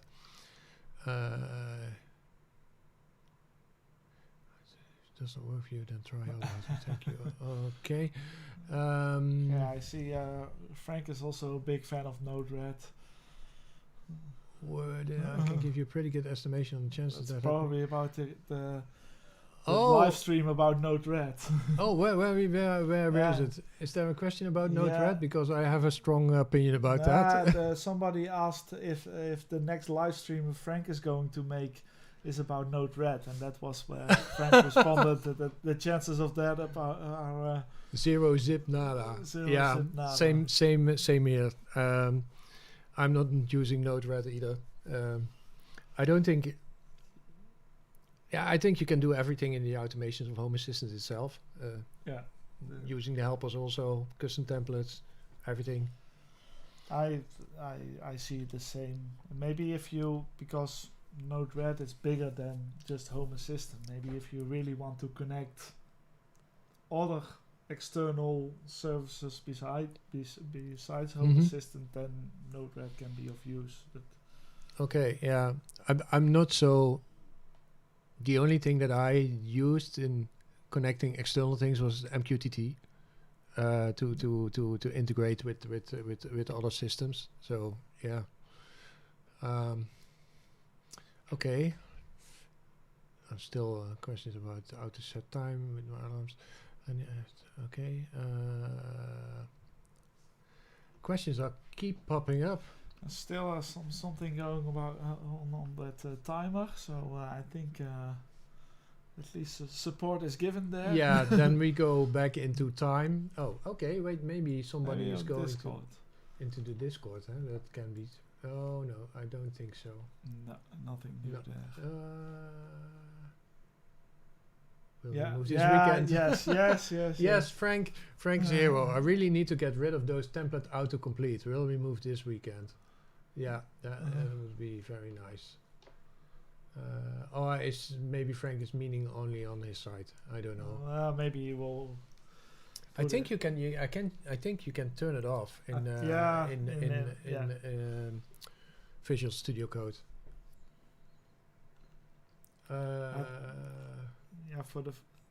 For the trigger, I can understand it that it worked like that. But I put in name, and then suddenly it put in a state trigger. That was a bit weird. This is a good question. What you guys think of Matter? He will remove it from the extension for everybody. Okay. He will remove it from the extension for everybody. Thank you, Frank. Thank you, Frank. Thumbs up. Applause. Very nice. What do you guys think of Matter? Do you have an opinion about Matter? Mostly, let's wait and see for now. Yeah, I think it can bring a lot, but yeah, it can also be the next competing standard. Yeah, I think so too. I'm also into seeing before believing. Seeing is believing. How do you say that? Yeah. I do see a lot of companies starting with Matter. Akara is really. I'm not sure if you've seen it, but they came with a new product line. With the FP2. Yeah, it's really promising things in there. I was pleasantly surprised. There's a new doorbell that they have. Another doorbell. A lock. A lock. Yeah, there's also a lock. I'm not sure if I want to trust a Chinese company with my front door, but well, they have to drive quite a long time to get to your front door, right? Probably close by then. I think the battery is then dead. But I think that I also saw a press release of IKEA of a new air sensor, air quality sensor, which uses Matter. Yeah. For which they actually have a new hub also. These blinds these motion blinds, the Eve motion blinds that I've hanging here are already thread compatible, and they will get Matter in, I think, in just a matter of time. But they will support Matter, I think, in February or something, and that would be really nice because then I can test these things in Home Assistant. Yeah. And currently they work on Bluetooth, and that works also fine, but it's slow. It's really slow before it responds. But it's these are actually very nice blinds. You don't see any. They are powered with USB 3. Okay. There's an accu inside. Battery inside. Yeah. So that's really it's really nice. Also, some discussion on Matter in Matter doesn't matter. Ask again in 3 years. Yeah. I see the same, but then on the other hand, being a smart home junkie, I need to look into it.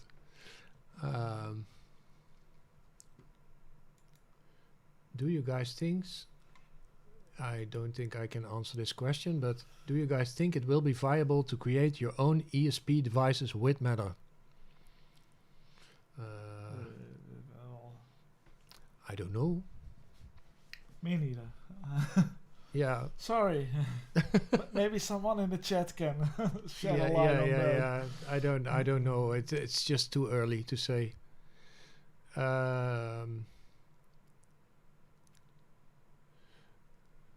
Dates and times are a pain to use in automations to get it right. What do you think? I don't have a problem with that, to be honest. Dates and times can be really confusing because they are mostly stored in UTC. Mm-hmm. That's true. And that, you have to really be aware of that when you want to use it in an automation or in a template. So that can make it a bit confusing. When you, for example, in a weather forecast, if you have an hourly weather forecast, the timestamps there, if you look at the attributes, those are mostly in UTC. Yeah, okay, so then it makes it a bit tricky to see. That's true. Yeah, okay, that's true. I said I don't have problems with it, but I did. Well, it's sometimes with determining the interval between two dates and those things like that might sometimes be tricky. Indeed, if one is UTC and the other one is not. Yeah. Well, it seems that Matter support is viable in ESP Home. So, oh, I missed. Oh, there's. I'm not sure what. Are you referring to this Yeah. answer of Frank? Okay.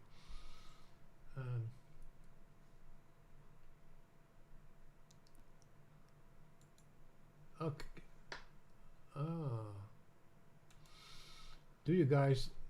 Oh, do you guys know door or window sensors from another company like Akara what are not using batteries, like plugged ones? What do you think of the idea? The thing with plugged ones for me with the door window sensor is that you need power Yeah. close to your door Yeah. and window, and I don't have power to close to every door or window that I do have power, but I don't like the cables. Maybe yeah. If you are really still building your home, you can probably from the wall socket make a way to the to the door frame. Yeah, You can then even integrate the two parts in the door and the door frame itself. That would be really nice if you really are building your home. Yeah, But that's true. From an existing home, it would be. I don't see really benefits. No, me neither. But Me neither. probably you can build them with the ESP Home. Yeah, but then you need power. Then you need power. But then you would have a powered.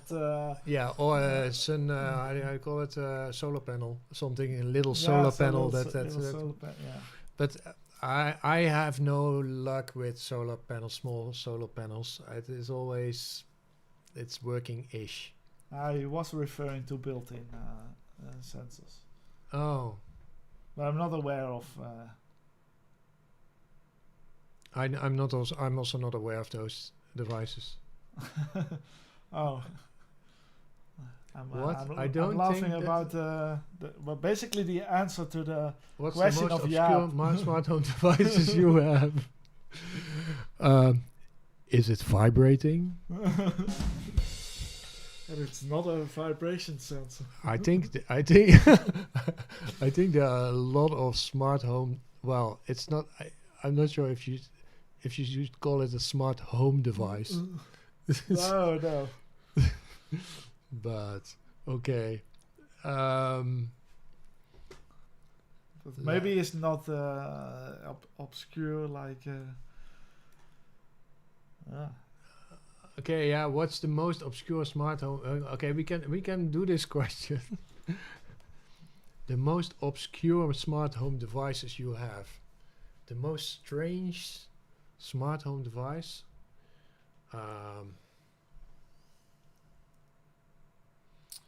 Wow. Then I would have to look into my. I have like this drawer full of things that I do not use because they were sent to me. Sent to you, yeah, and then find something that is actually smart and not a towel hook. Yeah, but it's not really obscure. I don't think I have any really obscure things. I do have a lot of things that I do not use. But well, what I find, maybe it's not obscure, but it is nice. It's a nice thing. Sorry, I'm really close now. I'm really close now. That is these switchbot thingies. Yeah, I glued something on top of this, but that was just to try something out. I can explain what I was trying to do.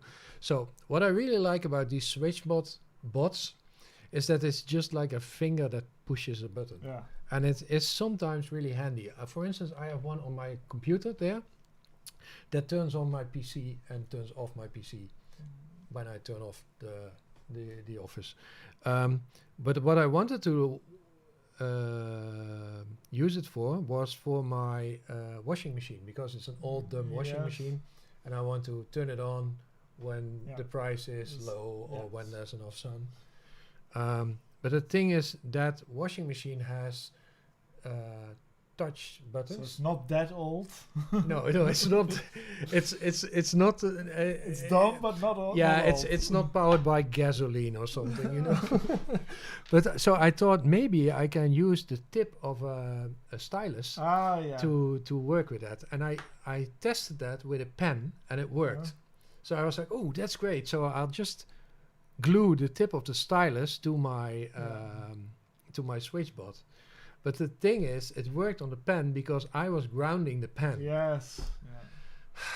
So it didn't work. So now my next trick will be still using this stylus thing, but also trying to make a very small wire to ground. And then maybe the combination of both will work. I'm not an expert, but Me neither. that might be the most obscure automation that I create. Yeah, but I have Most interesting smart home device that it must be in use. I have one of those Akara Magic Cubes. Oh, and really? I bought it as just to try it. But the only thing I use it with is when I'm at my home office, I use the shake function of it to turn on a relay which powers my monitors and such to save some power, so they are not turned on all day. And I actually made an automation which I can use to rotate to turn up and turn down the volume, but I never use that. So it's basically a thing I pick up in the morning, I shake, I put down again, and that's the only function it has for me. Yeah, I do. Do you guys have Akara these magic cubes? Because I never bought one because I thought this is not really something for me. It would be nice if you can use it, for instance. Let's say that you are working on multiple projects and you have to keep track of the hours per project, and then you have this cube, and then you can just turn it on a side, and then it starts counting the hours for the project, and as soon as you turn it Yeah, on, that could work, but basically there's 5 blank sides and one with a logo, so you have to put stickers on it or something like that to know of course. which project, which side is which project. But that could be something which you could might be. I don't know. Glue your wife to the washing machine. Yeah, my wife is the best automation I have in my house on multiple accounts. It would be great if you could automate them. Yeah. Sometimes they're really unpredictable. Well, you can buy them. They are from rubber. Okay. Maybe you can automate those. I don't know. I see Frank is referring to his doorbell as the most interesting and obscure. So I have the same one. Yeah. Yeah, Frank. I don't think you can post links in the chat for Jaap. Sorry. Oh, I have the cube to trigger radio stations and lighting. Lighting. Yeah. Yeah, that's also what I rotate did. the cube, the volume goes up or down. Yeah. Yeah. I have this. Yeah, you cannot see it. It's over there. But it's actually a knob which you can rotate. Yeah, I actually have a knob that can rotate. So we're going to talk about knobs. Okay, it's like 11:30, so now we can start talking the other stuff. Okay. So more people have cubes, have but cubes, no use for it. Yeah. So let's say that the Akara cube is one of the things that are not really, well, it's nice, but it's a gimmick. I think and I bought one, and but it's. I get a question: do you have a bacon? But I don't. I do have bacon, but no beacon. I don't have beacon. I don't have a beacon. No, never tried it. Bring on Herman Brood again. Yeah, I just heard that I cannot use copyrighted music, so that was. I can do my own music, but that's. Let's not do that because you get bleeding ears. That. So. Okay, let's see. Have we other questions left? Otherwise, Let's say that we will stop at about 12 o'clock. Is that okay? That's fine. That's Then fine. we had a 4-hour live stream. 4-hour live stream. That should be enough for most. Yeah, I had once before 4 hours. It was really long. And I always, when I have a stream like this, I cannot sleep because I'm so full of energy of all these people and then all these things that happens. And then tomorrow I'm knackered. And tomorrow I'm going to Avatar, the new Avatar movie. Have you seen it already? No, I haven't seen it yet. I'm going to a 4D version of it, so I never experienced that. It's like then you're sitting in chairs, moving. I had that experience one. I wouldn't recommend it really. Okay. Maybe they implemented it better than this one. It could be that I was in the Efteling. No, not in the Efteling. No, it was this movie made of a game with no, never mind.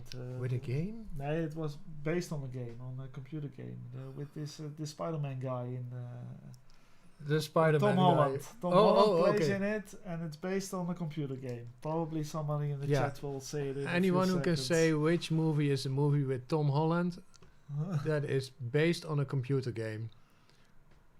So, but that movie, I went to the 4D version and okay. Yeah, for me it's the first time, and I was like, let's try that and see how the full 4D experience, how 4D will work for me. So then I can make automations in my house to make my couch. Yeah, move also move. When I look some at fans which blow air in your. That would be nice. Well, it is Avatar somewhere in the water, so probably we will be soaked when we get out. Yeah, that was a function which you could actually turn off. You could had an option to turn off the sprinkler. Because otherwise your 3D glasses are getting all sprinkled. Okay, my internal automation tells me it's time for bed. I'll watch the last half hour tomorrow. Thank you for the fun stream, and it was great to pick your brain. TheFes. Wow. Thank you, Jaap. Thank you, Jaap. Sleep well. Yeah. Bring on Herman Brood. You're not going to do that. Yeah, sorry. Sorry, William. I was talking about that you were really helping me with everything, and then the screen started freezing. Not sure. Okay. And let's see if we have other questions there. Otherwise, we can just do a little dance. Or do you have a question for me? Oh. Did you think about questions before you came here? No, not. Really depending on the questions from the from the viewers. Okay. So no. I'm scrolling through all the questions here because. Well, I'm wondering if you are going to Avatar tomorrow, if you will be able to finalize your video. Oh yeah. Oh my God. Yeah, that video. Oh my God. Yeah, I think this will be the first Sunday in a long time that I cannot finish a video at 4 p.m. And I really hate that. I want to finish it. I recorded everything. I recorded the voiceover. Mm-hmm. I recorded some screen thingies already, not everything. If I manage to get up early tomorrow, then I might be able. On how well you will sleep.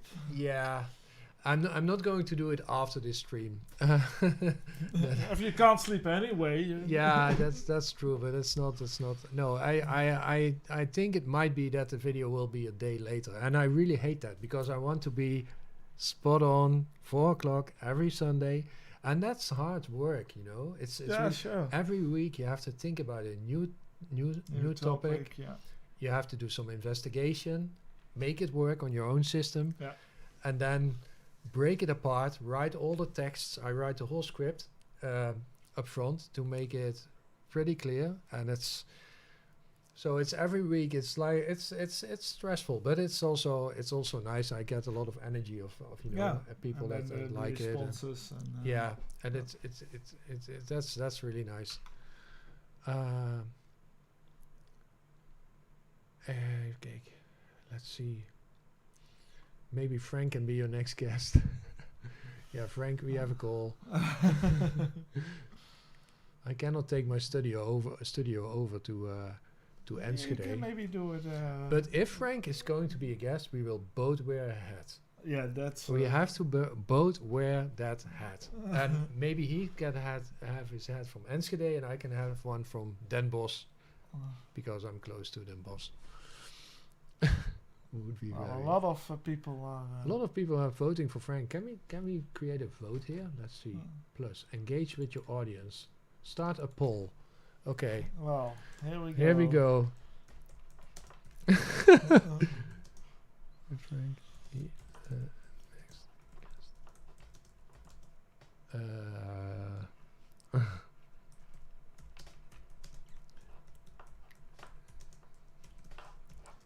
It's not really an open question, but okay.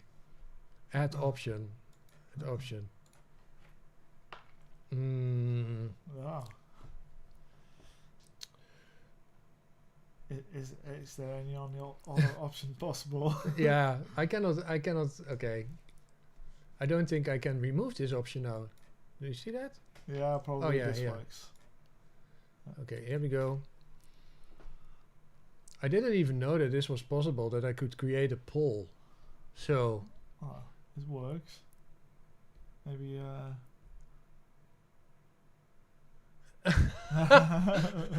People are answering this. Oh, this is really cool. I never. Nobody said no yet. So. Nobody said no. Okay.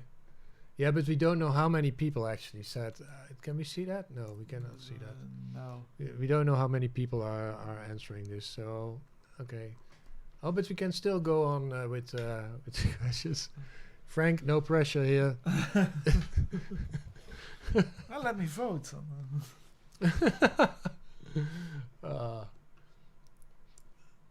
Well, 87% say yes, so probably 13% say no, 12% say no. Yeah. Yeah. So I think the people are saying no. And Maybe Frank says one no. is yeah. That's definitely the case. So this was fun. End poll. Okay, let's go somewhere in the middle because we missed some questions here and there. Yeah. This is about the time it got frozen. Yeah. Let it go, let it go. I need a frozen sound on my soundboard because if things get frozen, then I can use that. And maybe also something for when it overheats. Yeah, I will look into it. I will ask William what camera I should buy because he knows everything about that. Oh, okay. Look, there's the 17 votes. Oh, 17 votes. Frank, you're toast. See you next week, Frank. Oh, next week already. Well, I don't think I will do this next week. It's this is fun to do maybe once every 2 months or so. If your next video is already delayed, yeah, but it's every week, then. Yeah, but yeah, indeed, yeah, that's also the thing, and it's not like it's. I mean, I don't think people from the UK or the US will come over here and sit next to me. You know, you can do it remote, maybe. Yeah, but I think this is for me. This is more. This is more unique to do it like this. I haven't seen that before in this community. Maybe it has been done, but I was like, let's make it a real talk show. And then somebody said to me, yeah, but a real talk show needs audience. Yeah. So. Well, we have guitars as audience. Yeah, we have guitars as audience. But we're not doing audience. Let's see. Do we have more questions? So maybe we should round it a little bit up because there are not much more questions. If we missed anything, now's the time to if you repeat it. And it's also the time to smash the thumbs up button if you didn't do that already. Otherwise, we are going to. The Dutch are overrepresented in home automation, so no need to get someone from the UK. For the both of you, okay. Sorry, Frank. I missed. I missed it. That the question was addressed to us. Oh, that's a good question. Wow. For the both of you, let's say I have an hour or two of HA development time tomorrow. What should I do? Drag and drop. I would say spend your Sunday on other things, but yeah. Take your 2 hours off and go spend time with your wife and your kids. That might be a good idea. But if we are going to ask seriously, I would say categorizing automations. In 2 hours, I don't think it will happen, but so for the user interface overview, you mean? Yeah, so that you can say, okay, I want to see, and then what I really would like is that I can create the categories myself, so I can make my own categories for each. For instance, let's say, I don't know, and then I don't. I thought I wanted this, but now I don't. I cannot come up with a category. With a viable category. Yes. Yeah. So, should I really want it then? Well, yeah. Areas make sense, but that's already there. Possible. You can sort at least filter on areas.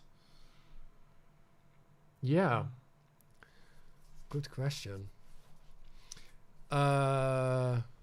So basically, Frank, I think it's like take your time off and spend some time with the missus. I don't have anything that I'm really missing. Yeah, this is. Yeah, okay, I know one thing, but we already discussed that. What I really would like is to be able to have a setting on an entity if it should be in the history or not. Yeah, like a user interface version to exclude it from recorder. Indeed, because now we can do that in the configuration.yaml, but I had in my configuration.yaml I had the include recorder thing with a lot of entities in it, because it's really, it saves a lot of disk writing, especially for people that still use SD cards. Not sure why you would want that, but okay, you can. Recorder toggle. Yes. Recorder toggle. In the advanced settings of an entity. Yeah, that would be really nice for me. Then you can have more control over, and I would like to do it in bulk also, that you can like filter on things and then click them and say, okay. Yeah, in the entity overview from settings maybe, so you can just select them, say as a next step after, if you are able to do it because there are a lot of entities that you don't really need in the recorder, right? Yeah, sure. You can do it, of course, in the configuration, but then you have to type it, and you have to reboot Home Assistant. Oh yeah, without rebooting, by the way. Just immediate action. Grouping automation is #1 feature request on the HA community at the moment. Yeah. It was also a very popular item in the month of the what the heck. What do they mean with grouping automation? Is that what I just said? Yeah, categorizing? Yeah, categorizing. Oh, yeah. Okay. Well, there's already proof of concept. Oh, okay, that's nice. Being worked on. I also liked the fact that Frank created this integration for the LaMetric. Do you know LaMetric? That is that little display that you can display all kinds of stuff on it. It's a sort of a how do you say that? A LED dashboard. Yes, and you can put information on there, and he created an integration that works for my Home Assistant. The only thing is that LaMetric thing is like €200. Yeah, which is way overpriced for what it can do. And now make it work. Aaron I don't know if you know him, but he released a video about creating pixel art. Oh yeah, I think I saw that video. Yeah, yes. and it's really awesome. I really like that project. What he's doing, and he's now working on doing that the same for a sort of Lemetric style layout. And it would be nice if you can get that so far that you can, send data from Home Assistant to such a LED display. Yeah. And then display it so you can hang it up the wall in your wall somewhere, and you get information. It's really I really like that. Yeah, I also seen this. I don't know how it's called, a Vesta board or something like that. It is this really this old-fashioned flip thing. Oh yeah, that's nice. So it's a really big board, but that thing is also way too expensive. But if you had that above your table or something, and you really can say. The girlfriend is almost home, so click, all these things flip over. And it's a little bit old school tech meets new school or something. Just think one place will explode. So implementing stuff like it needs to. Frank is responding to yours. Sort automations in folders would be a great start. Okay. Local smart speakers. Yeah, that's probably a thing that might be local smart speakers. Might be that is something that maybe this year with with voice integration. Yeah, I think it's something for the longer term. It's probably something that will come up. Yeah, I think so too. So we are going to slowly wrap this up. I will start the credit roll after this. On the credit roll, there's people that supported this stream, and also people that subscribed during the stream, and all the other things that happened there. So that's might be fun to watch. It's like almost 4 hours that we are streaming already, man. Time flies. Time flies. It's like a half a work day. Yeah, it's, I could have helped so many people on Discord. Yeah, and you wasted all your time being here. Answering questions. Oh, I did basically the same. Oh yeah, wow. And I think we missed a lot of questions also. We had some technical issues here that was also they were that's a little bit painful that those things happen. I think I might have to install my every time when you use Windows, I've used Linux for a long time, and I was really happy about it, and that's also why I have also a MacBook, because it's sort of Unix based at least. But now I also use Windows, and the thing with Windows is that I feel that every now and then I have to reinstall my whole PC to get everything fresh again, and I think that might also fix issues like this, but I don't really want to do that because there's so many it takes a lot settings of time. And if you want to create a video every week, then you cannot do that because you don't have the time. So are you people still here? There's still how many people here? 36. Okay, so everybody is slowly also dropping off. So what I will do is I will start the credit roll. We will just keep talking. Keep talking through the credits. Keep talking through the credits, but I have to first find where the credit roll is. Let's see if it there's works. just one thing about the automations. If like I do, create everything in YAML. You just create folders in your configuration, and you have everything structured. Yeah. I basically only go to the user interface to look at traces of automations. Oh, okay, yeah. But then means that people do not use the UI. Yeah. So, but that's okay. Let's see if this is working. Yes, we are still here. Yeah, we are still here, and we hope that the credits are running. Yes. Well, thank you for the super chats, everybody, and the subscribers. So that's really great to see that so many people subscribed during this stream. I really hope that that you guys like the stream. I'm going back a little bit to Martijn again because I didn't really thank you in front of everybody. So here we are again. Yeah, sorry. Because I said, okay, I'm doing the credit rolls, but I didn't even thank you for coming. No problem. Thank you for having me. Yeah. It was really nice. Yeah, that was. I also thought it was really nice that time flew by, so that's a good. Yeah. It's great. Maybe we can do it another time again. I don't know. I want to thank you a lot for all the good things that you do for this community, answering people's questions. I still cannot believe that a lot of questions just pops into your you do it all by heart, so yes, without having to think about, okay, how should I write this code? That's if you all do it in YAML, then that becomes more natural. Maybe. That's definitely true. Okay, so I'm going to thank you.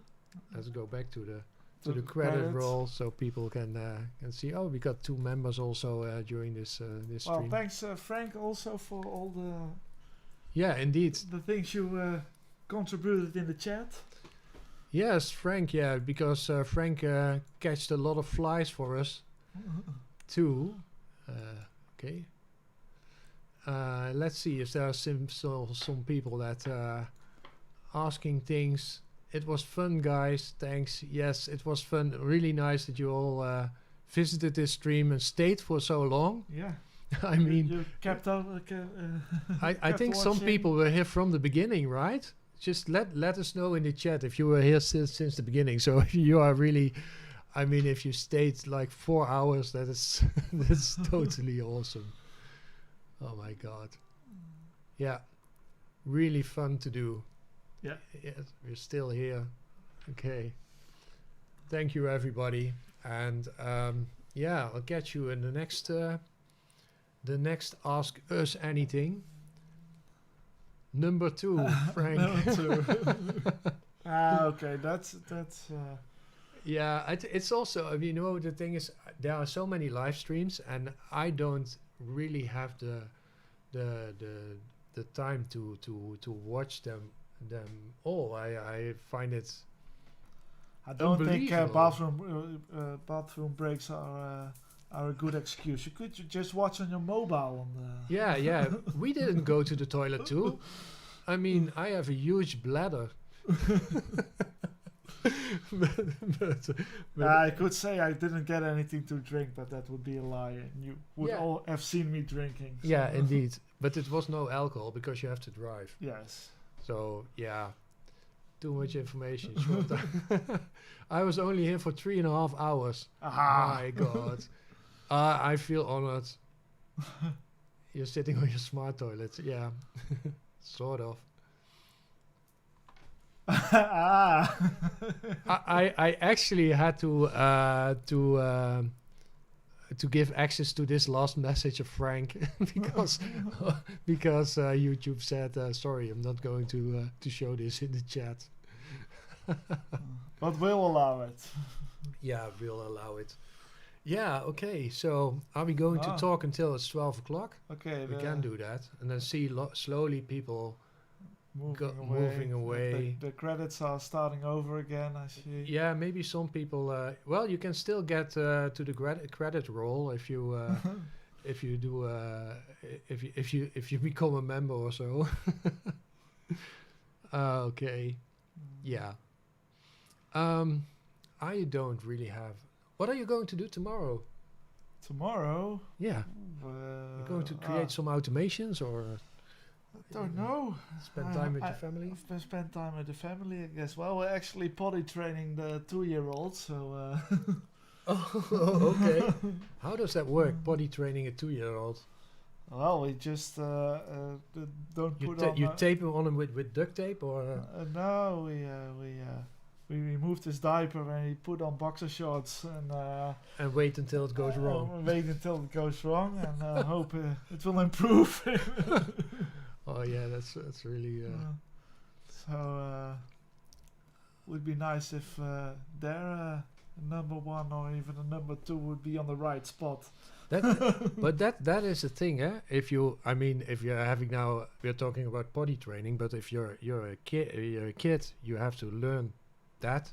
But when you get older, you are also wearing diapers. Yeah, back to the roots.